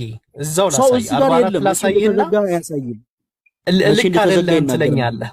ልክ አይደለም መቼ እንደተዘጋ ይናገረን ጌች። ይኸውልህ እኔ ራሴ ላንብብልህ። ከዚያም ያ ሰው ለምስራቅ ትይዩ ወደ ሆነው በሰዎች ወዳለው ወደ መቅደሱ በር መልሶ አመጣኝ፣ ተዘግቶም ነበረ። እግዚአብሔር እንዲህ አለኝ፣ ይህ በር እንደተዘጋ ይኖራል፣ መከፈት የለበትም፣ ማንም አይገባበትም። የእስራኤል አምላክ እግዚአብሔር ግን ገብቶበታል ይላል። አጠቃላይ ስለ ካህናት ስለ ቤተ መቅደስ ነው እያወራ ያለውና ፈለጊ አሁን ሙሉውን እኮ ስናጠናው እኮ ይገባናል። ሙሉ አሁን ቀጥለን እንድታነበው እናጥ ነው። ማስረጃ ስጠኝ ጌች፣ ቶሎ በል። መቼ ነው የተዘጋው የመቅደስ? ከልብ አፍልቀህማ ተናግረህ የትኛውንም ሐሳብ ልትናገር ትችላለህ። በመጽሐፍ ቅዱስ የማስረጃ ግን ምኑ ጋር ነው ሲያንየው? ያ በማስረጃ ፈለጊ አሁን እኮ ከዛው ሳንወጣ ማለት ነው ሌላ ሳንጨምር መጀመሪያ እዛውን ጨርስና መጀመሪያ ሙሉን ስናነብ ራእይ ነው ትንቢታዊ ራእይ ሆኖ ጌችን እንደማመጣ አንድ ጊዜ እንደማመጣ ሐሳብህን ነገርከኝ ቅድም እስከምጨርስ ድረስ አዳመጥኩ። ሁሉም ቃላቶች ከልብ አፍልቀ የምትነግረኝ አይነት ቃላቶች ሆኑብኝ ለኔ። ኦኬ ምን ፈለግኩኝ? አሁን ይህ በር የተዘጋው መቼ ነው ስለ የመለስክልኝ መልስ አለ፣ ግን በመጽሐፍ ቅዱስ የማስረጃ ነው የመለስክልኝ አይደለም። ይህ በር መቼ እንደተዘጋ ሳየ ለኔ ጌታችን ኢየሱስ ክርስቶስ ለምሳሌ ወደ ሰማያዊቷ መቅደስ መቼ ገባ ብንል እኔ ማስረጃ ማምጣት እችላለሁ። መቼ ነው የገባው ሰማያዊት መቅደስ የምትባለው እያንዳንዱ ነገር ማንሳት እንችላለን። ይሄ በር ግን የተዘጋው መቼ ነው? በእሱን ማስረጃ ስጠኝ ጌች።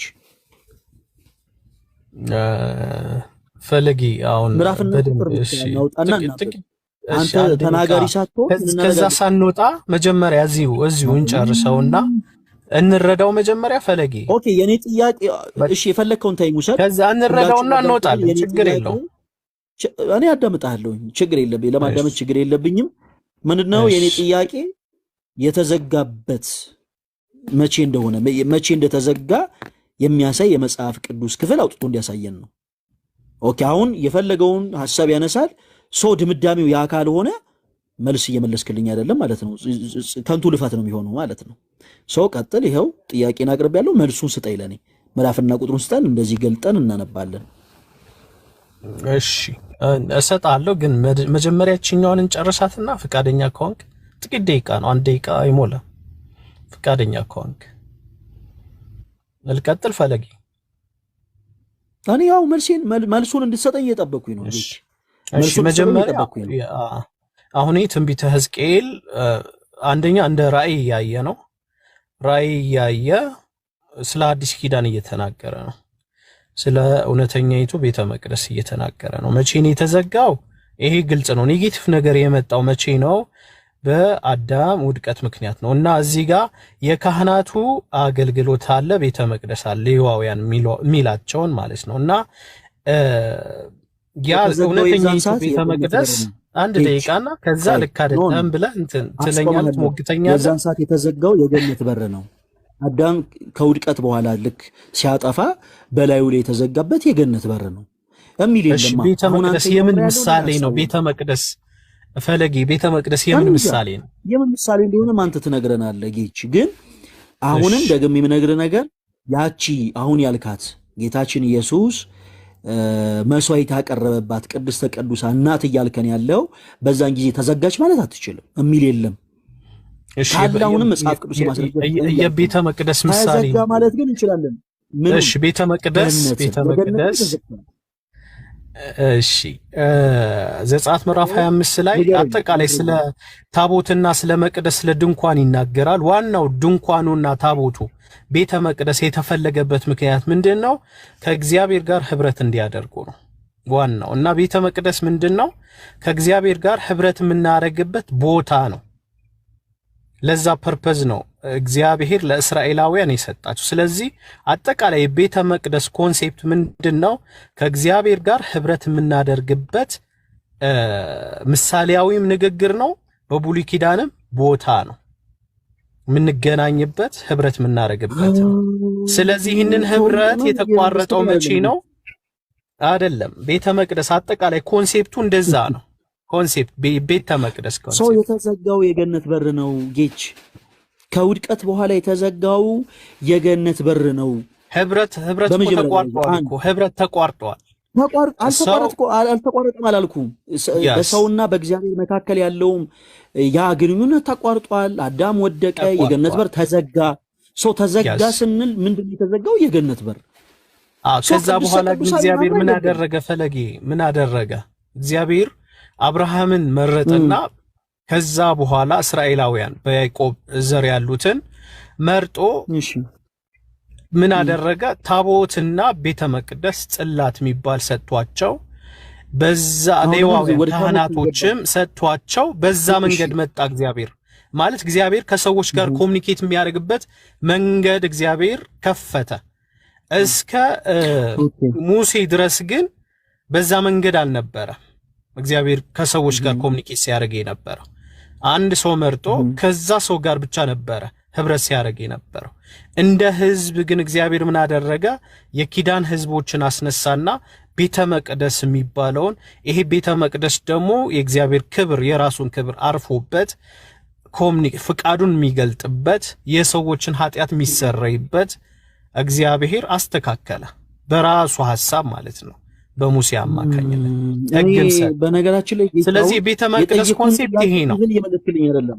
እኔ የቤተ መቅደስ ኮንሴፕት ማለት እኮ ቤተ አሁን እዚህ ጋር እየተናገረ ያለው እኮ ፈለጊ አሁን እዚህ ጋር እየተናገረ ያለው የቤተ መቅደስ ኮንሴፕት ነው። የአዲስ ኪዳን ቤተ መቅደስ ኮንሴፕት እንደማመጥ ጌች ይኸውልህ። እሺ አይደለም ብለህ ሞግተኝ። ሚውት ላድርግና አይደለም ብለህ ንገረኝ ጌች ፕሊዝ። ኖ ሚውት እንዳታረገው። በመጀመሪያ ደረጃ የጠየቁን ጥያቄ አልመለስክልኝም። ለምን ወደ ሌላ ምዕራፍ እንድንሻገር ፈለግ? መመለስ የማችለው ነገር ከሆነ ጀስ መልሱ ስህተት እንደሆነ እመንና ከዛ ከእንደገና ሌላ ሐሳብ ታነሳለህ። መልሱ ስለ ቤተ መቅደስ ኮንሴፕት ነው እየተናገረ ያለው። አዳምጠኝ። ይሄ እንደተዘጋ ይኖራል የተባለው መቼ ነው የተዘጋው ስልህ መልሱን ልሰጠኝ ከመጽሐፍ ቅዱስ ክፍል አውጥተህ ልሰጠኝ ነው እየጠበቅኩ ያለሁት። አንተ ግን ሌላ ሐሳብ ነው እያወራ ያለው። እኔ ጸጥ ባልኩ ቁጥር አንተ ያነሳ መጣው። በጣም ይቅርታ እንደዚህ አይነት ቃል ለመጠቀሚ ማለት ሁለት እግር አለኝ ተብሎ ወደ ዛፍ አይወጣም እና እዛም ክፈተው አይደለም እዛው ሳይሆን ማለት ከዛ ሳትወጣ ዋናው እየተናገረ ያለው ስለ እመቤታችን ድንግል ማርያም ሳይሆን እየተናገረ ያለው ልልፈልግ ነው። እየተናገረ ያለው ያው የምትለኝ ስለማቅ ነው ተምሬዋለሁ። ስለ ድንግል ማርያም አላልኩ። እኔ ስጠይቅ ስለ ድንግል ማርያም ነው እንድትለኝ አይደለም የጠየቅኩ። ኦኬ። በነገራችን ይሄ ኮሽታ የሚባል ነገር ጥሩ አይደለም። ማለት ፕሮቴስታንት ወንድሞች እንዲህ ልትሉ እንፈልጋችሁ ነው አይደል የሚለውን ነገር አቁሙትና የራሳችሁን ብቻ ተናገሩ። እሺ ምን ጠይቀው ለዛ ነው። እኛማ ምን ይሄ ማለት እንደሆነ ለግልጽ ነው። ስለተማርኩት እኮ ነው ፈለግ። እኔ ደግሞ ስላስተማርኩት ነው የምጠይቅህ። እኔ አባት ስለተማርኩት አሁን እንደ ጎበዝ ተማሪ ሰው የተማርከውን ሐሳብ በደንብ ስታስረዳኝ ምን ታደርጋለህ? የተዘጋው በር መቼ እንደሆነ ከመጽሐፍ እንዴ ለብለብ ነው እንዴ? ከዛ ቀጥለህ እስኪ አንብብልኝ ፈለጊ፣ ቀጥለህ አንብብ። በመጀመሪያ አዳም ማስረጃውን ታገኛለህ። የትም ነገር አልሄድም ነው እንደዚህ። ይሄ ብቻም ሿሿ ነች በነገራችን ላይ ይቺ እንደዚህ እናደርግ ምዕራፍና ቁጥር ነገር በዚህ ቀን ነው የተዘገየው። እሺ መጀመሪያ ይሄኛው ኮንሴፕት እኔ እሰጥሃለሁ እርግጠኛ እኔ ግን መጀመሪያ ኮንሴፕቱን እንድትይዘው ፈለጊ እስኪ ቀጥል። ይኸውልህ ኮንሰፕቱን አንተ አልተረዳኸውም። አራት ላይ ቀጥል እስኪ። በመጀመሪያ ምዕራፍና ቁጥር ንገረኝ። ማስረጃ ፈልጋለሁ። ምዕራፍና ቁጥር ንገረኝ። ምዕራፍና ቁጥር ንገረኝ። የተዘጋበትን ታይም ነው እንቀጥልና አንብበውና ከዛ እሰጥሃለሁ። እናንብበው ምዕራፍና ቁጥር ንገረኝ። በፍጹም አይሆንም ጌች፣ በፍጹም አይሆንም። ምዕራፍና ቁጥር ንገረኝ ማለት ሙሉ ቨርዥን በማንበብ በቁንጽል ነው የምታምነው ወይስ ሙሉ ቨርዥን አንብበው? እኔ ምንም ነገር ልመን ያ አንተን አይመለከትም ጌች።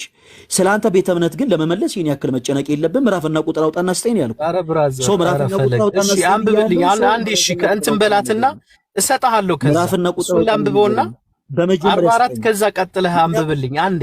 መጽሐፍ ቅዱስ ላይ ያለውኝ ሁለት ጊዜ የማይሆኑ ነገሮችን ስታወራልኝ የቆየው ታይም ስትገድል ነው የቆየው። ሰው የኔ ማዳመጥ አንተን የበለጠ ነገሮችን ባይሆኑ ሐሳቦች ላይ እንድታወራ አደረገህ እንጂ ርዕሱ ላይ ጠየቅኩ ሐሳብ ላይ ፎከስ አድርገህ እንድታወራ አላደረገም። ስለዚህ ምንድነው ማድረገው? አሁን ምዕራፍና ቁጥር ብቻ ትነግረኛለህ ጌች። ሰው እሱን ነው ገልጠ የምናነበው። አሁን ምዕራፍና ቁጥር ነገር ፈቃደኛ አይደለህም 4 5 ለማሳየት ለምን እንደዛ አደረገ? ለምን እንደዛ ለማድረግ እንትን አልክ? ጌች ካንተ ይልቅ ይሄን መጽሐፍ በደንብ ገልጬ እያሳያለሁት እኔ ነኝ። እሺ ለቀባሪ ማለት ነው ድንገት ስለገባሁ እኮ ነው። በነገራችን ላይ አራት ላይ እናንብበውና ጌች አዳምጠኝ ነው። አንተም ሆንክ ሌሎችን ፕሮቴስታንቶች ገልጣችሁ ያላያችሁትን ነገር እየገለጥኩ እያሳያለሁት እኔ ነኝ። እግዚአብሔር ይመስገን ጸጋውን ያብዛልኝ። አሁንም ሰው እኔ እንደዚህ አይነት ነገር የምፈራ ሰው አይደለሁም። ስለዚህ ጌቻው ምን እፈልጋለሁ መሰለህ? ካንተ ምዕራፍና ቁጥር እንድነግረኝ እፈልጋለሁ። ምንም ይለውን የተዘጋበት ሰጣሃለሁ እኮ አሁን ዋናው 44ቱ የሚናገረውን ጨርስና ከዛ ሰጣሃለሁ። ምንም ብለው ወዴትም አትወስደኝም። ስለ እውነት በጣም ግትር ያልኩ ሰው ነኝ በነገራችን ላይ እና በላሁን ምዕራፍና ቁጥር ንገረኝ ፈለጌ። መጀመሪያ እናንብበውና ከዛ ሰጣሃለሁ። ችግር የለውም። 4 ቦታ 5 ቦታ ሰጣሃለሁ። ምዕራፍና ቁጥር ንገረኝ ጌች። ምዕራፍና ቁጥር አሁን ንገረኝ ቶሎ በል። በእናትህ ፈለጌ በእናቴ አዲስ አበባ በአባቴም አዲስ አበባ ተወለድኩትና በል ንገረኝ። እኔም የጎተራ ልጅ ነኝ። እኔም የጎተራ ልጅ ነኝ። አሁን በል ንገረኝ። ተው ኦኬ በል ንገረኝ። አሁን ምዕራፍና ቁጥር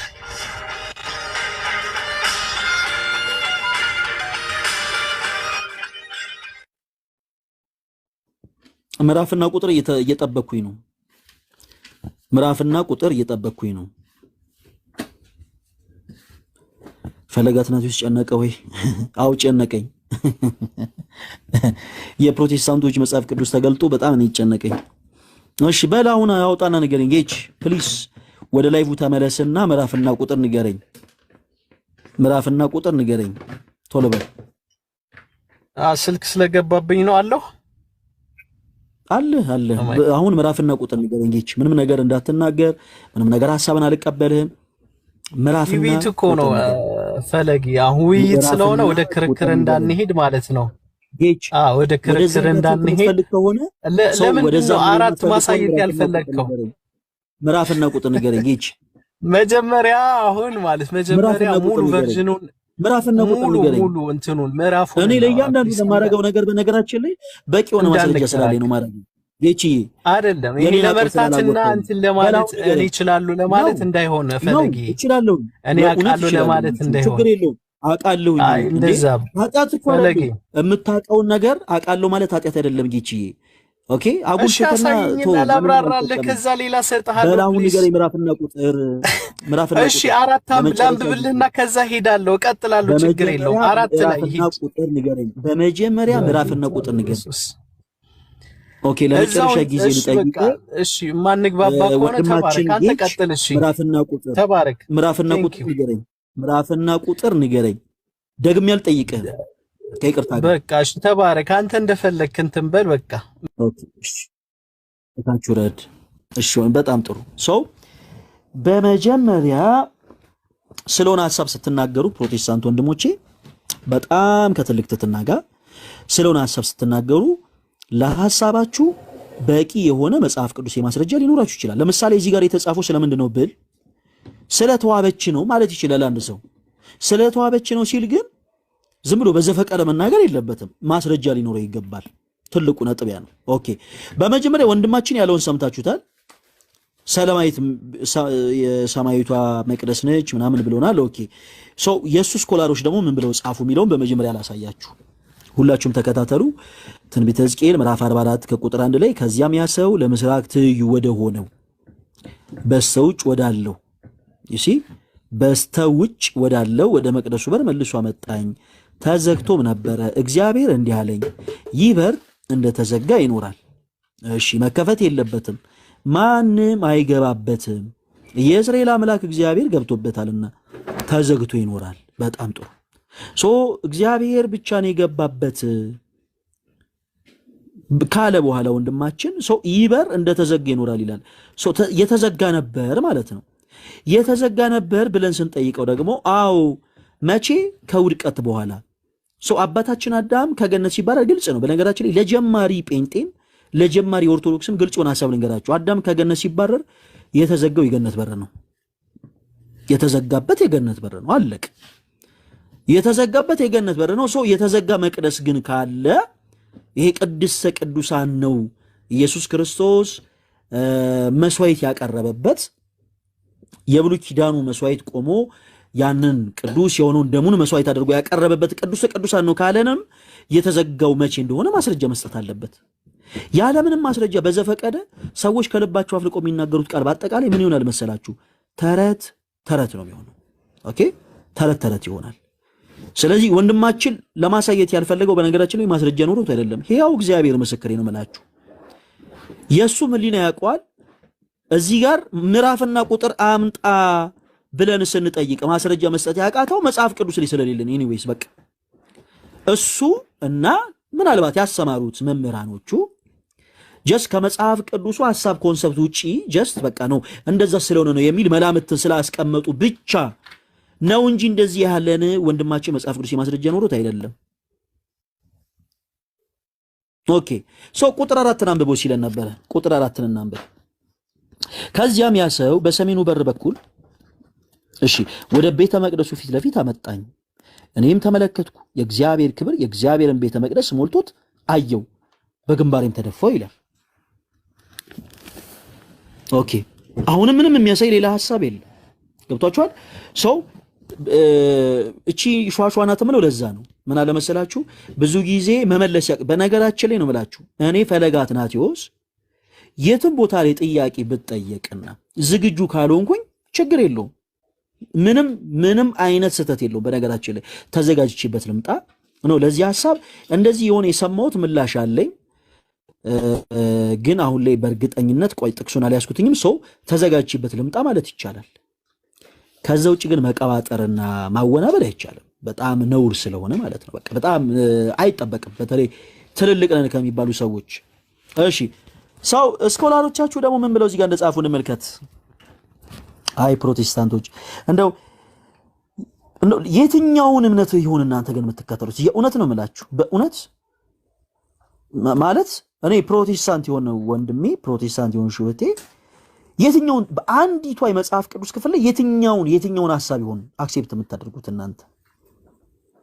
ኦኬ እንደዚህ ብሎ ያስቀምጣል። ይኸው እንደተዘጋ ይኖራል ይልና ለዚህ የተሰጠው ምክንያት እግዚአብሔር በምስራቅ በር ስለገባና ስፍራውንም ቅዱስ ስላደረገው ነው። ሌላው ምክንያት ሊሆን የሚችለው ደግሞ እንደ በፊቱ እግዚአብሔር መቅደሱን ትቶ ስለማይወጣ ለፀሐይ የሚደረገው አምልኮ ሊከናወን ስለማይችል ነው።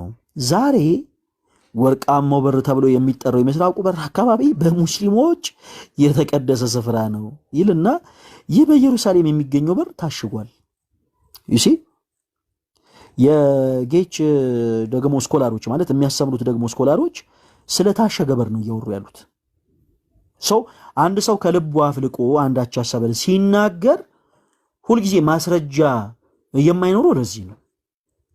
አሁን ጌች አይደለም ስለታሸገ በር የሚያወሩት ደግሞ ስኮላሮች ስለምን የታሸገ በር ነው የምታወሩት?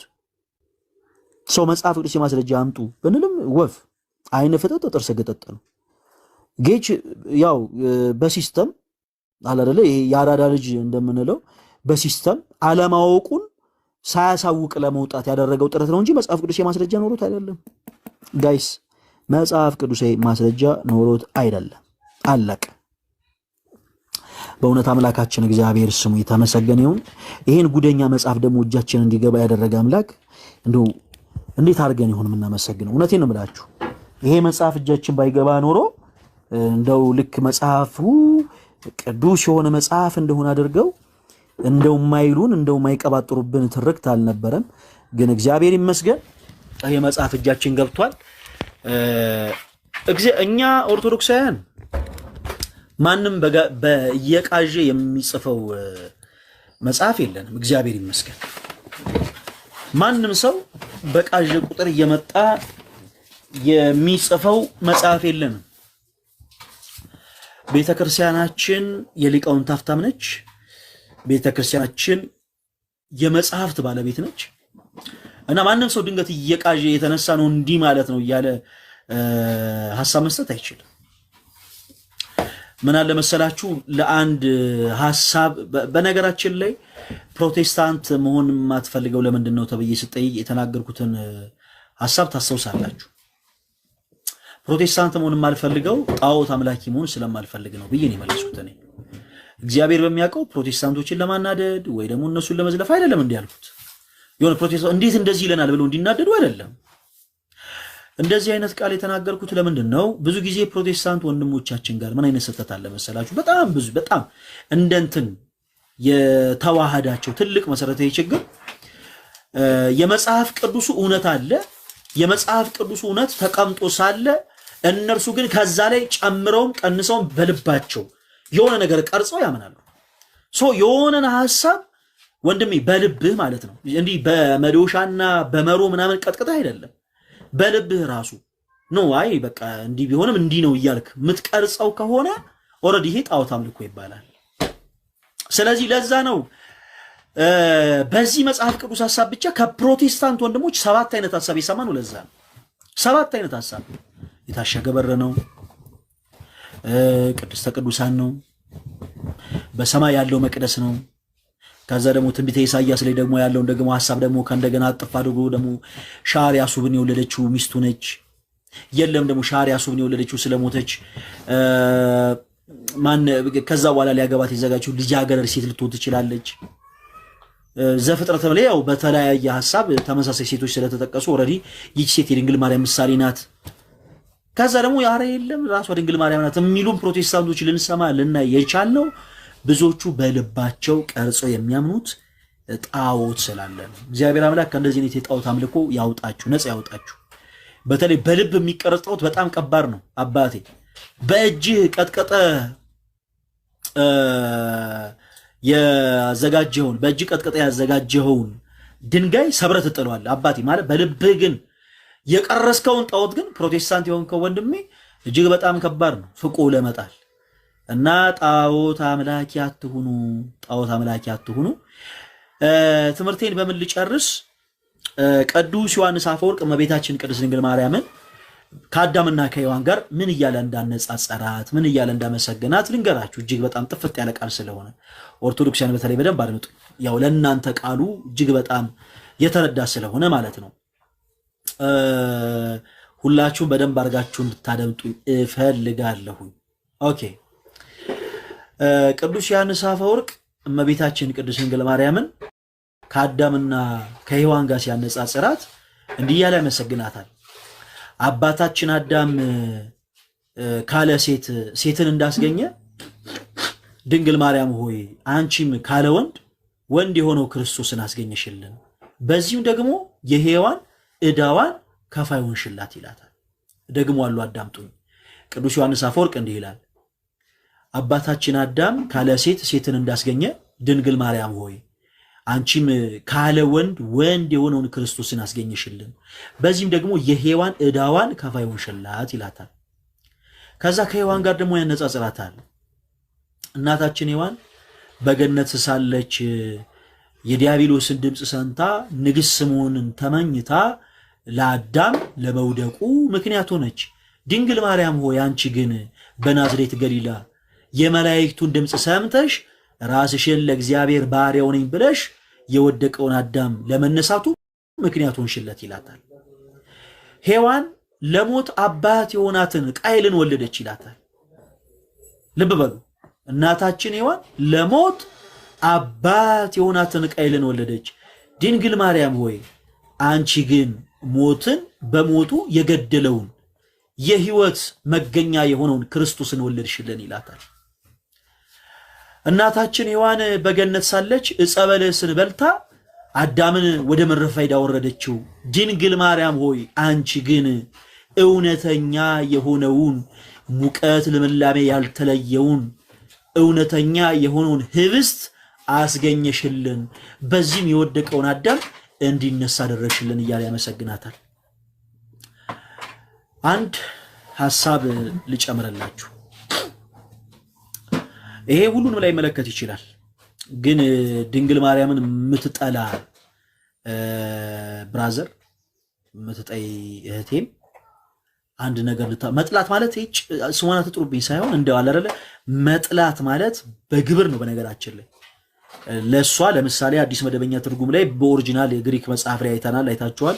ጸጋን የተመላሽ ወይ ደስ ይበልሽ የሚለውን የተወደድሽ ወይ የተባረክሽ ነሽ እያሉ መቀየር ይሲ ጸጋን የተመላች እንደሆነ የተናገረውን ቃል ነው እያሉ ክብሯን እየነጠቁ ባልተገባ ቃል ማስቀመጥ ለድንግል ማርያም ጥላቻ እንደማሳየት ነው። አግባብ አይደለም፣ መጽሐፍ ቅዱስ አይደለም። በቃ የተጻፈውን እውነት ነው ልትናገሩ የሚገባው። ኦርቶዶክሳውያን አንድ ነገር ልንገራችሁ። እኛ ኦርቶዶክሳውያን ድንግል ማርያምን እጅግ በጣም እንወዳታለን። እጅግ በጣም በቃ እጅግ በጣም በሁላችን ቤት የቤታችን ጎዶሎ የምትሞላ የልባችን ቋጠሮ የምትፈታ እናት ነሽ ድንግል ማርያም። በጭንቃችን ጊዜ ማርያም ማርያም ብንል እኛ ጣዖት አምላኪያኑን ተመልክተን አይደለም፣ ክርስቶስን አይተን እንጂ። ክርስቶስ በተሰደደ ጊዜ ያንን የመከራ ጊዜውን በእናቱ እቅፍ ነው ያሳለፈው። ያንን የጭንቅ ጊዜ በእናቱ እቅፍ ነው ያሳለፈው። እኛም የሱ ልጆች የጭንቅ ጊዜያችንን በሱ እቅፍ እናሳልፋለን። በመከራችን ጊዜ ማርያም ማርያም እያለን ብንጠራት ምክንያት ስላለን አምላካችን እግዚአብሔር ስሙ ይክበር ይመስገን። እሷን አብዝተን እንወዳታለን፣ አብዝተን እናገናታለን። የምናከብራት የምናገናት የተለየ ክብርን መስጠት ችለን ሳይሆን በባህሪው ቅዱስ የሆኑ አምላክ እግዚአብሔር እርሱ ለይቶ ስላከበራት ከመጽሐፍ ቅዱስ ውጪ የሆነን ክብር አንሰጣትም ለእናታችን። እግዚአብሔር ስሙ ይክበር ይመስገን። ሲጀመር እንኳን የተለየ ክብር ሰተናት አይደለም ድንግል ማርያም የትህትና እናት ናትና እኔ ለእግዚአብሔር ባሪያው ነኝ ብላ ነው የወደቀው አዳም እንዲነሳ ምክንያት የሆነችው። በጣም አብዝተን እንወዳታለን። የምንወዳት እኛ ከልባችን አፍልቀን እንዲሁ ከንቱ ውዳሴን የማይገባ ክብርን ለመስጠት ሳይሆን ማንም ያልሆነውን ግን ሆና ስላየናት ነው። ወዳጄ እኔና አንተ በጾም በጸሎት እንደ ጴጥሮስ መሆን እንችላለን። እኔና አንተ በጾም በጸሎት በትጋት እንደ ጳውሎስ መሆን እንችላለን። እንደነ ዮሐንስ፣ እንደነ ማርቆስ፣ እንደነ ሉቃስ መሆን እንችላለን። እንደነ ኢዮብ መሆን እንችላለን። ወዳጄ እንደ አብርሃም መሆን እንችላለን፣ እንደ ጻድቃኑ። ዓለም ግን ቢጨፈለቅ ማርያምን መሆን አይችልም። ከእርሷ በቀር አምላክን ለመውለድ የተገባ ማንም የለምና እሷን ሲናገሩብን ይከፋናል እኛ ኦርቶዶክሳውያን። ምክንያቱም የመከራችንን ጊዜ በእሷ አቅፍ ነውና ያሳለፍነው። ልክ ክርስቶስ የመከራውን ጊዜ በእሷ አቅፍ እንዳሳለፈ ይከፋናል። ግን ኦርቶዶክሳውያን እባካችሁ አትበሳጩ፣ እባካችሁ አትናደዱ። አንድ ሰው ቀና ብሎ ይህች ፀሐይ በሙቀት አቃጥላኛለች እና ብሎ ተናዶ ምራቁን ወደ ፀሐይ እንተፍ ቢል፣ ምራቁን ወደ ላይ ጢቅ ቢል ምራቁ ፀሐይ ላይ ደርስም፣ ምራቁ ተመልሶ ፊቱን ያቆሽዋል እንጂ። አባቴ እንደ ፀሐይ ድንግል ማርያምን በሰማይ ላይ ያሰለጠናት ክርስቶስ ነው እና ምንም እዚህ ምድር ላይ የሆነ ስሪፒስ ለብሰ እና የሆነች አጀንዳ የምትመስል የሆነች ነገር ይዘ ማርያም እንዲናት ስላልክ ክብሯን ልትነካው አትችልም። ኦርቶዶክሳውያን ደስ ይበላችሁ። በዚህ ያክል ልልና በዚህ ያክል ክብር ከፍ ያደረጋት አምላካችን እግዚአብሔር ነው፣ ስሙ ይክበር ይመስገን። ማንም ከሰው ወገን ክርስቶስን ለመውለድ የተገባ የለም። እሷ ዳግሚተ ሰማይ ነች፣ ዳግሚተ ሰማይ። ቅዱስ ኤፍሬም ቅድም ያለውን ቃል ልድገምላችሁ። እንዲህ ብሎ ያመሰግናታል እናታችን ቅድስት ድንግል ማርያም። የአቢ ክብራ ለማርያም እምኩሎሙ ቅዱሳን፣ ከሁሉም ቅዱሳን ይልቅ የማርያም ክብር ይበልጣል ይላል። እናም እንዲህ ይላል ስለ ክብሯ እበያ ለድንግል እይትካለ ተነግሮ፣ የሷን ክብር ማንም ሊናገረው አይችልም ይላል።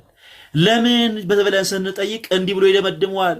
የእቲ ታቢም ኪሩቤል ወትፈደፍድም ሱራፌል እስመ ኮነ ታቦተ ለአሐዱ ዘእምቅድስት ሥላሴ ይህች ከኪሩቤል ትበልጣለች ከሱራፌልም ትበልጣለች ምክንያቱም ከሶስቱ ቅዱስ ለአንዱ ቅዱስ ማደሪያ ሆናለች ይላል።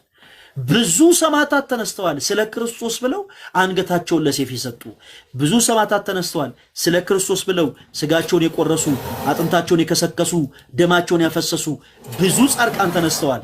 ነገር ግን ማንም ድንግል ማርያም ክርስቶስን ሊወልደው አይችልም። አባ ሕርያቆስ በቅዳሴው ለዚህ ነው እንደዚህ ያለው እግዚአብሔር አብ ከላይ ከሰማይ ሆኖ ሰሜኑን ምስራቁን ደቡቡን ምዕራቡን ተመለከተ ተነፈሰ አሻተተ ድንግል ማርያም ሆይ ያንቺን መዓዛ ወደደ የሚወደው ልጁን ወደ አንቺ ሰደደ እያለ ያመሰገናት። ለዚህ ነው ከድንግል ማርያም በስተቀር ክርስቶስን ለመውደድ የተገባ የለም። የሆነ አንድ ለአምስት የሆነ ማህበር አቋቁመ ማርያም እንደዚህ ናት ብለህ ክብሯን ዝቅ ልታረገው አትችልም። ገብቷችኋል? ዓለም ላይ ያለ ህዝብ አጠቃላይ ፀሐይ ከዛሬ ጀምሮ እኛ ጨለሞ ተመችቶናልና እንዳትወጪ ብለን ስለጮህን ፀሐይ መውጣቷን አታቆምም፣ ታዛለች ከላይ። ምክንያቱም ቅዱስ የሆነው እግዚአብሔር አዟታል ተራዋን ጠብቃ ምድር ላይ እንድታበራ ተራዋን ጠብቃ ደግሞ ከፍ ከፍ እንድትል ከፍጥረታት ሁሉ የተለየ ውዳሴ የተገባት እናት ናትና ድንግል ማርያም ከሁሉ በላይ ከፍ አድርጓታል። እኛም ከፍ እናረጋታለን። ከፍጡራን ወገን ማንም በእግዚአብሔር ዘንድ ሲመሰገን ሰምተን አናውቅም። ከፍጡራን ወገን ማንም ሰው በእግዚአብሔር አንደበት ሲመሰገን አናውቅም፣ ሰምተንም አይተንም አናውቅም። ለመጀመሪያ ጊዜ ድንግል ማርያም ግን ምስጋናን ተቀበላለች።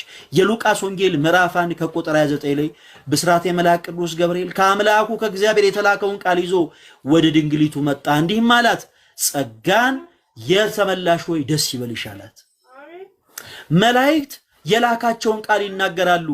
ይሄ ቅዱስ መልአክ የላከው የእግዚአብሔርን ቃል የተናገረው ከፍጡራን ወገን ይህንን ቃል ቅዱስ ገብርኤል ሲናገረው እንስማ እንጂ የቃሉ ባለቤት አምላካችን እግዚአብሔር ነው። እኛ የተዋህዶ ልጆች እኛ ኦርቶዶክሳውያን ድንግል ማርያምን የምናመሰግናት እግዚአብሔር ሲያመሰግናት አይተን ነው።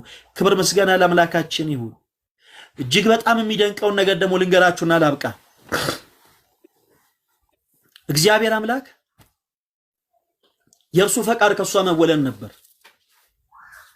የእርሷ ፈቃድ ደግሞ ለዘላለም ድንግል ሆኖ መኖር። ንጽሕት ስለሆነች ቅድስት ስለሆነች ድንግል ስለሆነች ለዚህ ቅድስት እናት ክርስቶስ የእርሷንም ፈቃድ ፈጸመላት። ቅዱስ ገብርኤል መጥቶ ሲያበስራት ጸጋን የተመላሽ ወይ ደስ ይበልሽ አላት። ከሶስቱ ቅዱስ አንዱን ቅዱስ ትወልጃለሽ ስሙንም ኢየሱስ ትይዋለሽ አላት። ድንግል ማርያም ይህን ቃል ሲናገራት እንዲህ ያለችው እኔ ወንድ ስለማላቅ ይሄ እንዴት ይሆንልኛል? እኔ ወንድ ስለማላቅ ይሄ እንዴት ይሆንልኛል ነው ያለችው። የእርሷ ፈቃድ ለዘላለም ድንግል ሆኖ መኖር ነው። ወንድ ሳላቅና ወንድ ስለማላቅ ይለያያል። ወንድ ሳላቅ እስካሁን በትዳር ሕይወት አልኖርኩም ነው። ወንድ ስለማላቅ ግን እስከ ሕይወቴ ፍጻሜ ነው። ታዲያ እመቤታችን ይህንን ስትል የእርሷ ፈቃድ ለዘላለም ድንግል ሆኖ መኖር ነበርና አምላካችን እግዚአብሔር እርሱም የራሱን ፈቃድ ፈጸመ፣ ከእርሷ ተወለደ፣ የእርሷንም ፈቃድ ፈጸመላት። ድንግል ሆና ለዘላለም ኖረች። አምላካችን እግዚአብሔር በድንግልና ከእርሷ ተጸነሰ፣ ከስጋዋ ስጋ ከነፍሷ ነፍስ ነስቶ በድንግልና ከእርሷ ተወለደ። ክብር ምስጋና ለአምላካችን ይሁን። እመኑ ልንገራችሁ፣ እኛ ለጭንቃችን ጊዜ ማርያም ማርያም ማርያም እያለን ስንጮ እንዱ በዘፈቀደ ከልባችን አፍልቀ ነው ሳይሆን ከክርስቶስ አይተነው ነው። ቅድም ነግሬያችኋለሁ። ክርስቶስ ያኔ በጭንቁ ጊዜው በመከራው ጊዜ እነዛን የመከራ ቀናቶችና ጊዜያቶች ያሳለፈው በእናቱ እቅፍ ነው። በእውነት አምላካችን እግዚአብሔር ስሙ ይክበር ይመስገን። እስካሁኑ ሰዓት ድረስ ያስተማረን የመከረን ሚስጥርን ጥበብን ዕውቀትን የገለጸልን አምላካችን እግዚአብሔር ስሙ ከምድር መሃል እስከ አርያም ጫፍ የተመሰገነ ይሁን። ስሙን ጠርተን ስሟን ሳንጠራ የማንለያት እናቱ እናታችን እማምላክ ወላዲተ አምላክ ንጽሕተ ንጹሐን ቅድስት ድንግል ማርያም የብርሃን ጮራ የፈነጠቀባት የጽድቅ ፀሐይ የተገኘባት ድንግል ማርያም በእውነት ስለ አማላጅነቷ፣ ስለ ንጽህናዋ፣ ስለ ቅድስናዋ፣ ስለ ድንግልናዋ የተመሰገነች ትሁን። ቅዱሳን መላእክት፣ ጻድቃን፣ ሰማዕታት፣ ደናግል፣ መነኮሳት ሁሉም እንደየክብራቸው እንደየማረጋቸው ስማቸው ለዘላለም የተመሰገነ ይሁን። እግዚአብሔር ቸር ነውና በቸርነቱ መሐሪ አምላክ በምሕረቱ ይቅር ባይ አምላክ በይቅርታው ሆሊ አምላክ በጠባቂነቱ ዘመናትን በዓመታት ዓመታትን በወራት ወራትን በሳምንታት ሳምንታትን በቀናት እየከፋፈለ ሁላችንም ሳይገባን ለዚህ ችለት አብቅቶ ይህንን ቃል እንድንሰማ ይህንን ቃል እንድንናገር ይህንን ቃል እንድንመሰክር ስለፈቀደልን አምላካችን እግዚአብሔር አሁንም ስሙ ይክበር ይመስገን። በእውነት ድንግል ማርያምን ጣዕሟን ሳያውቁ ከፍቅሯ ርቀው እርሷን በክደት ቃል ለሚናገሩ ሰዎች እግዚአብሔር አምላክ የንስሐን ዕድሜ ይስጥልን፣ ወደ እውነተኛው መንገድ ይመልስልን። ቤተክርስቲያን በእውነት ለሰዎች ትጸልያለች፣ አብዝታ አሁንም ትጸልያለች። የጠፉት በጎች እንዲመለሱ መድኃኒዓለም ይፍቀድልን።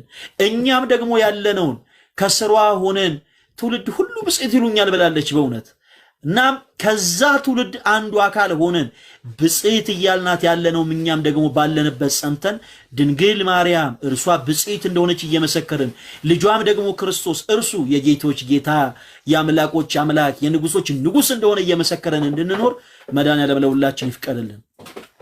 ዛሬ ትልቅ በዓል ነው።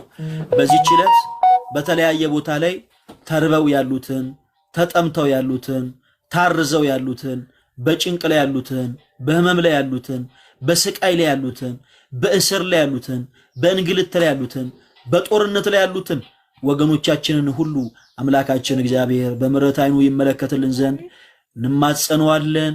በእውነት ሁላችሁንም የተዋሕዶ ልጆች ዛሬ ስለሷ ሲነገር በቻላችሁት መጠን ያላችሁን ፍቅር ለመግለጽ የሞከራችሁ ሁላችሁንም የተዋሕዶ ልጆች እስካሁን ዋሳ ድረስ ያላችሁ ሁላችሁም ኦርቶዶክሳውያን ከሚቃጣባችሁ መከራ ከሚቃጣባችሁ ፈተና ድንግል ማርያም የጻድቃኔዋ ማርያም ስውሯ ጽላት የዘራ ያዕቆብ እመቤት የግሸኗ ንግሥት የአክሱሟ ጽዮን ማርያም ሁላችሁንም በእውነት በነጠላዋ እቅፍ ድግፍ አድርጋ ተሰውራችሁ ከፈተና ታረቃችሁ የልባችሁን ቋጠሮ መብራን ትፍታላችሁ የቤታችሁን ጓደሎ እሷ ትሙላላችሁ። የዶኪማስ ቤት በድንግል ማርያም ጥያቄ ሞልቷል። ዛሬም በሷ ምልጃ የእናንተን ቤት ይሙላላችሁ። ወስብሐት ለእግዚአብሔር ወለወላዲቱ ድንግል ወለመስቀሉ ክቡር። ይቆየን። በሉ አሁን ውጡልኝ ከቤት። አመሰግናለሁ ሁላችሁንም። ካሱዬ ጌች ፍቅረ ማርያም ሁላችሁንም ወዳችኋለሁ፣ አከብራችኋለሁ። ሰላም ሁኑልኝ። እንግዲህ እንገናኛለን። እግዚአብሔር ያክብርልን። ሰላም በእድሜ በጠጋ ፈጣሪ ይጠብቅልን። በእውነት እንደሱ አይነት መምህር በዚህ ዘመን መኖሩ በጣም ያስደስታል። እግዚአብሔር አምላክ የቤተክርስቲያን እስትንፋስ ስለሆኑላት ቤተክርስቲያን ትኮራባታለች፣ እኛም እንኮራባታለን። በእውነት እኔ ቃላቶች የሉኝም። አንድ ነገር ብቻ ብዬለውት ነው የምወጣው።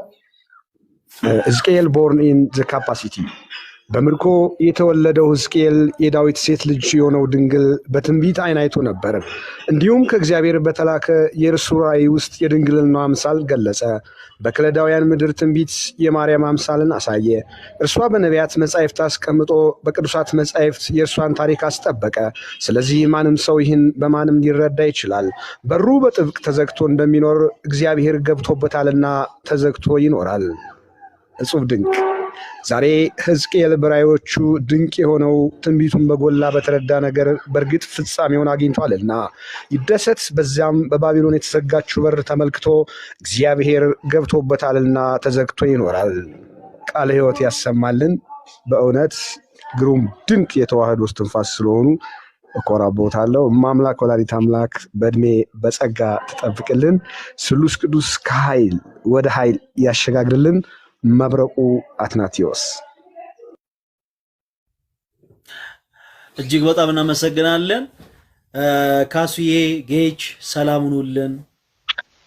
አሜን። ዲያቆን እስጢፋኖስ እግዚአብሔር ይስጥልን፣ ቃሉን ያሰማልን። ለሁላችንም እንግዲህ በዕለቱ ታስቦ ከሚውለው ከመቤታችን ክብረ በዓል ረድኤት በረከት ያሳትፈን። ሶርያዊ ቅዱስ ኤፍሬም በሐሙስ ውዳሴ ማርያም ላይ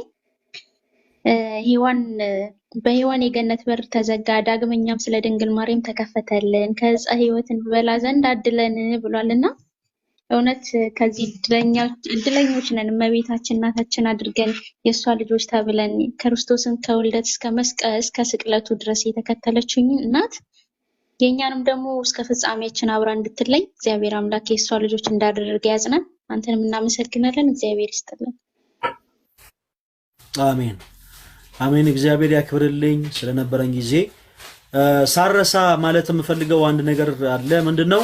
ከሰሞኑ ላይቭ በደንብ እየገባው አይደለም።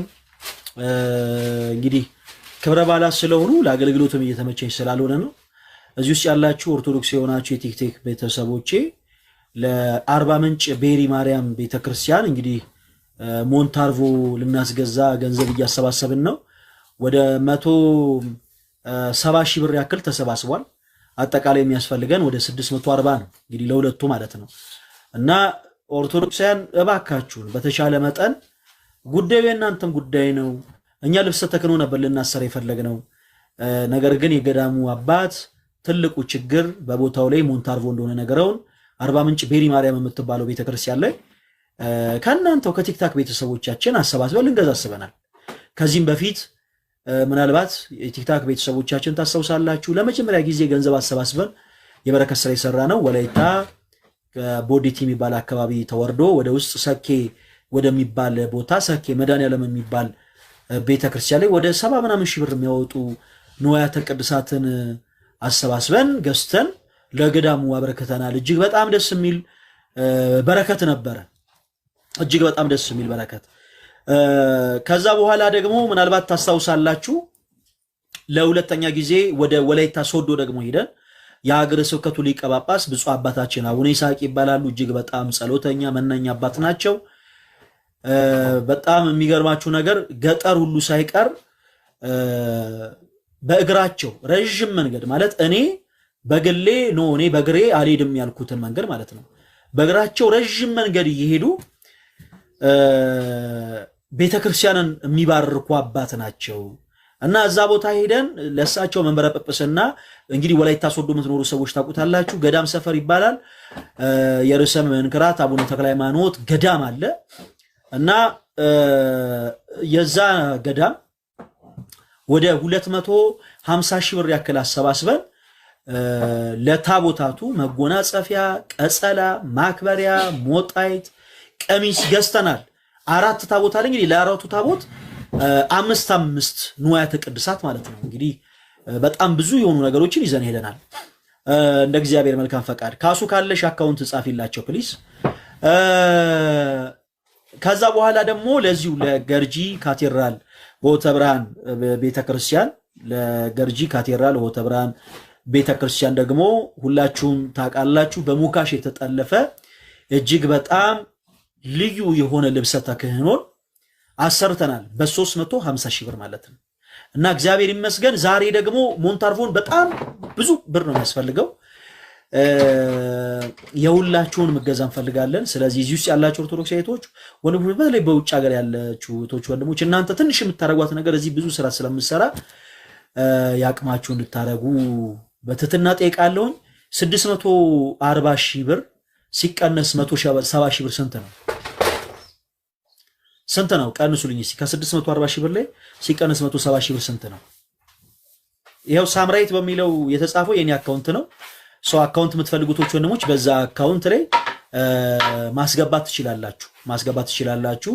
1222 38 61 56 በሚለው አካውንት ላይ እሺ። ወደ 470 ሺህ ብር ይጎላል ማለት ነው። ወደ 470 ሺህ ብር ያክል ይጎለናል። ወደ 170 ሺህ ብሩን ያክል አግኝተናል ከእግዚአብሔር ጋር እንደ እግዚአብሔር መልካም ፈቃድ መጋቢት 23 ሲል እቃውን ገዛስተን ጨርሰን እዛው ድረስ ለመሄድ አስበናል። ጉዞ የናፈቃችሁ ኦርቶዶክስ ሴቶች ወንድሞች የላችሁ? እንደ እግዚአብሔር መልካም ፈቃድ ያንን ሞንታርቮ ስንገዛ ብቻችንን ከምንሄድ ጉዞ ተዘጋጅቶ በቲክቶክ የምታውቁን የቲክቶክ ቤተሰቦቻችን አንድ ላይ ሆነን በአካል ደግሞ ተገናኝተን እልል እያለን እየዘመርን ቃለ እግዚአብሔር እየተማማረን እንሄዳለን አርባ ምንጭ። እንደማን ፈቃድ? እንደ እግዚአብሔር መልካም ፈቃድ። እና ወደ 170 ሺህ ብር ያክል ተሰባስቧል። ቃል የተገባው 180 አካባቢ ነበረ። ወደ 170 ሺህ ብር ያክል ገብቷል። ሰው አሁን ወደ 470 ሺህ ብር ያክል ስለሚቀር ሁለት ስለሆነ የሚያስፈልገው 470 ሺህ ብሩን መሙላት አለብን። እዚህ ውስጥ ያላችሁ ሁላችሁም ኦርቶዶክስ ሴቶች ወንድሞች መጋቢት 23 ተሳክቶልን ሄደን እቃውን ገሰን እንድንሄድ መድኃኔዓለም ለሁላችን ይፍቀደልን። ሁላችሁንም እጅግ በጣም እግዚአብሔር ያክብርልኝ። እወዳችኋለሁ። አካውንት ቁጥሩ የምትፈልጉ ይሄው ዳኒ እንዲሁም ደግሞ ሳምራዊት እህታችን ጽፈዋል። በውጭ ዓለም ደግሞ ያላችሁ ወንድሞች በነገራችን ላይ የዛን ዕለት ጉዞ ሲደረግ ጉዞ መክፈል ለማይችሉ ሰዎች እየከፈላችሁ ከበረከቱ መሳተፍ ትችላላችሁ። እሺ እውነቴን ነው የምላችሁ። በውጭ ዓለም ያላችሁ እህቶች ወንድሞች ከበረከቱ መሳተፍ ትችላላችሁ። ላይቭ ይከፈታል። በላይቭ እኛን እያያችሁ መክፈል ለማይችሉ ሰዎች ከፍላችሁ አንድ ላይ በጉዟችን እግዚአብሔርን እያመሰገንን እንሄዳለን። እግዚአብሔር የዛሱ ይበለን። መጋቢት 23 እንግዲህ እንደ እግዚአብሔር መልካም ፈቃድ ነው ያተቅር ያንን አሁን ያልነውን ሞንታርቮን ገዝተን ለመሄድ አስበናል። ሁላችሁም የተቻላችሁን ያክል አድርጉ። ሁላችሁም የተቻላችሁን ያክል አድርጉ። እወዳችኋለሁ። ሰላም ሁኑ። ሁላችሁም ውጡልኝ። አሁን ከቤቴ ውጡልኝ። ቶሎ ቶሎ በሉ። 280 ሰው ነው ያለው፣ መቀነስ አለበት። ጭራሽ አንድ ሰው ገባ። 281 ሰው ከቤቴ ውጡልኝ። አሁን ጭራሽ 383 ወይ መድኃኒዓለም። እሺ ሁላችሁም ውጡ። ሁላችሁም ውጡ። እጅግ በጣም እግዚአብሔር ያክብርልኝ። ሰላም እግዚአብሔር ከሁላችሁ ጋር ይሁን። ከዚህ ስትወጡ እንግዲህ ያው መንፈሳዊ የሆነ ቤት የተገኛችሁ ቃለ እግዚአብሔር እንድትማሩ በልዑል እግዚአብሔር ስም አሳስባለሁ። ሁላችሁም ውጡልኝ ከቤቴ ዳይ። ሁላችሁ ዳይ። ሰላም ሁኑ።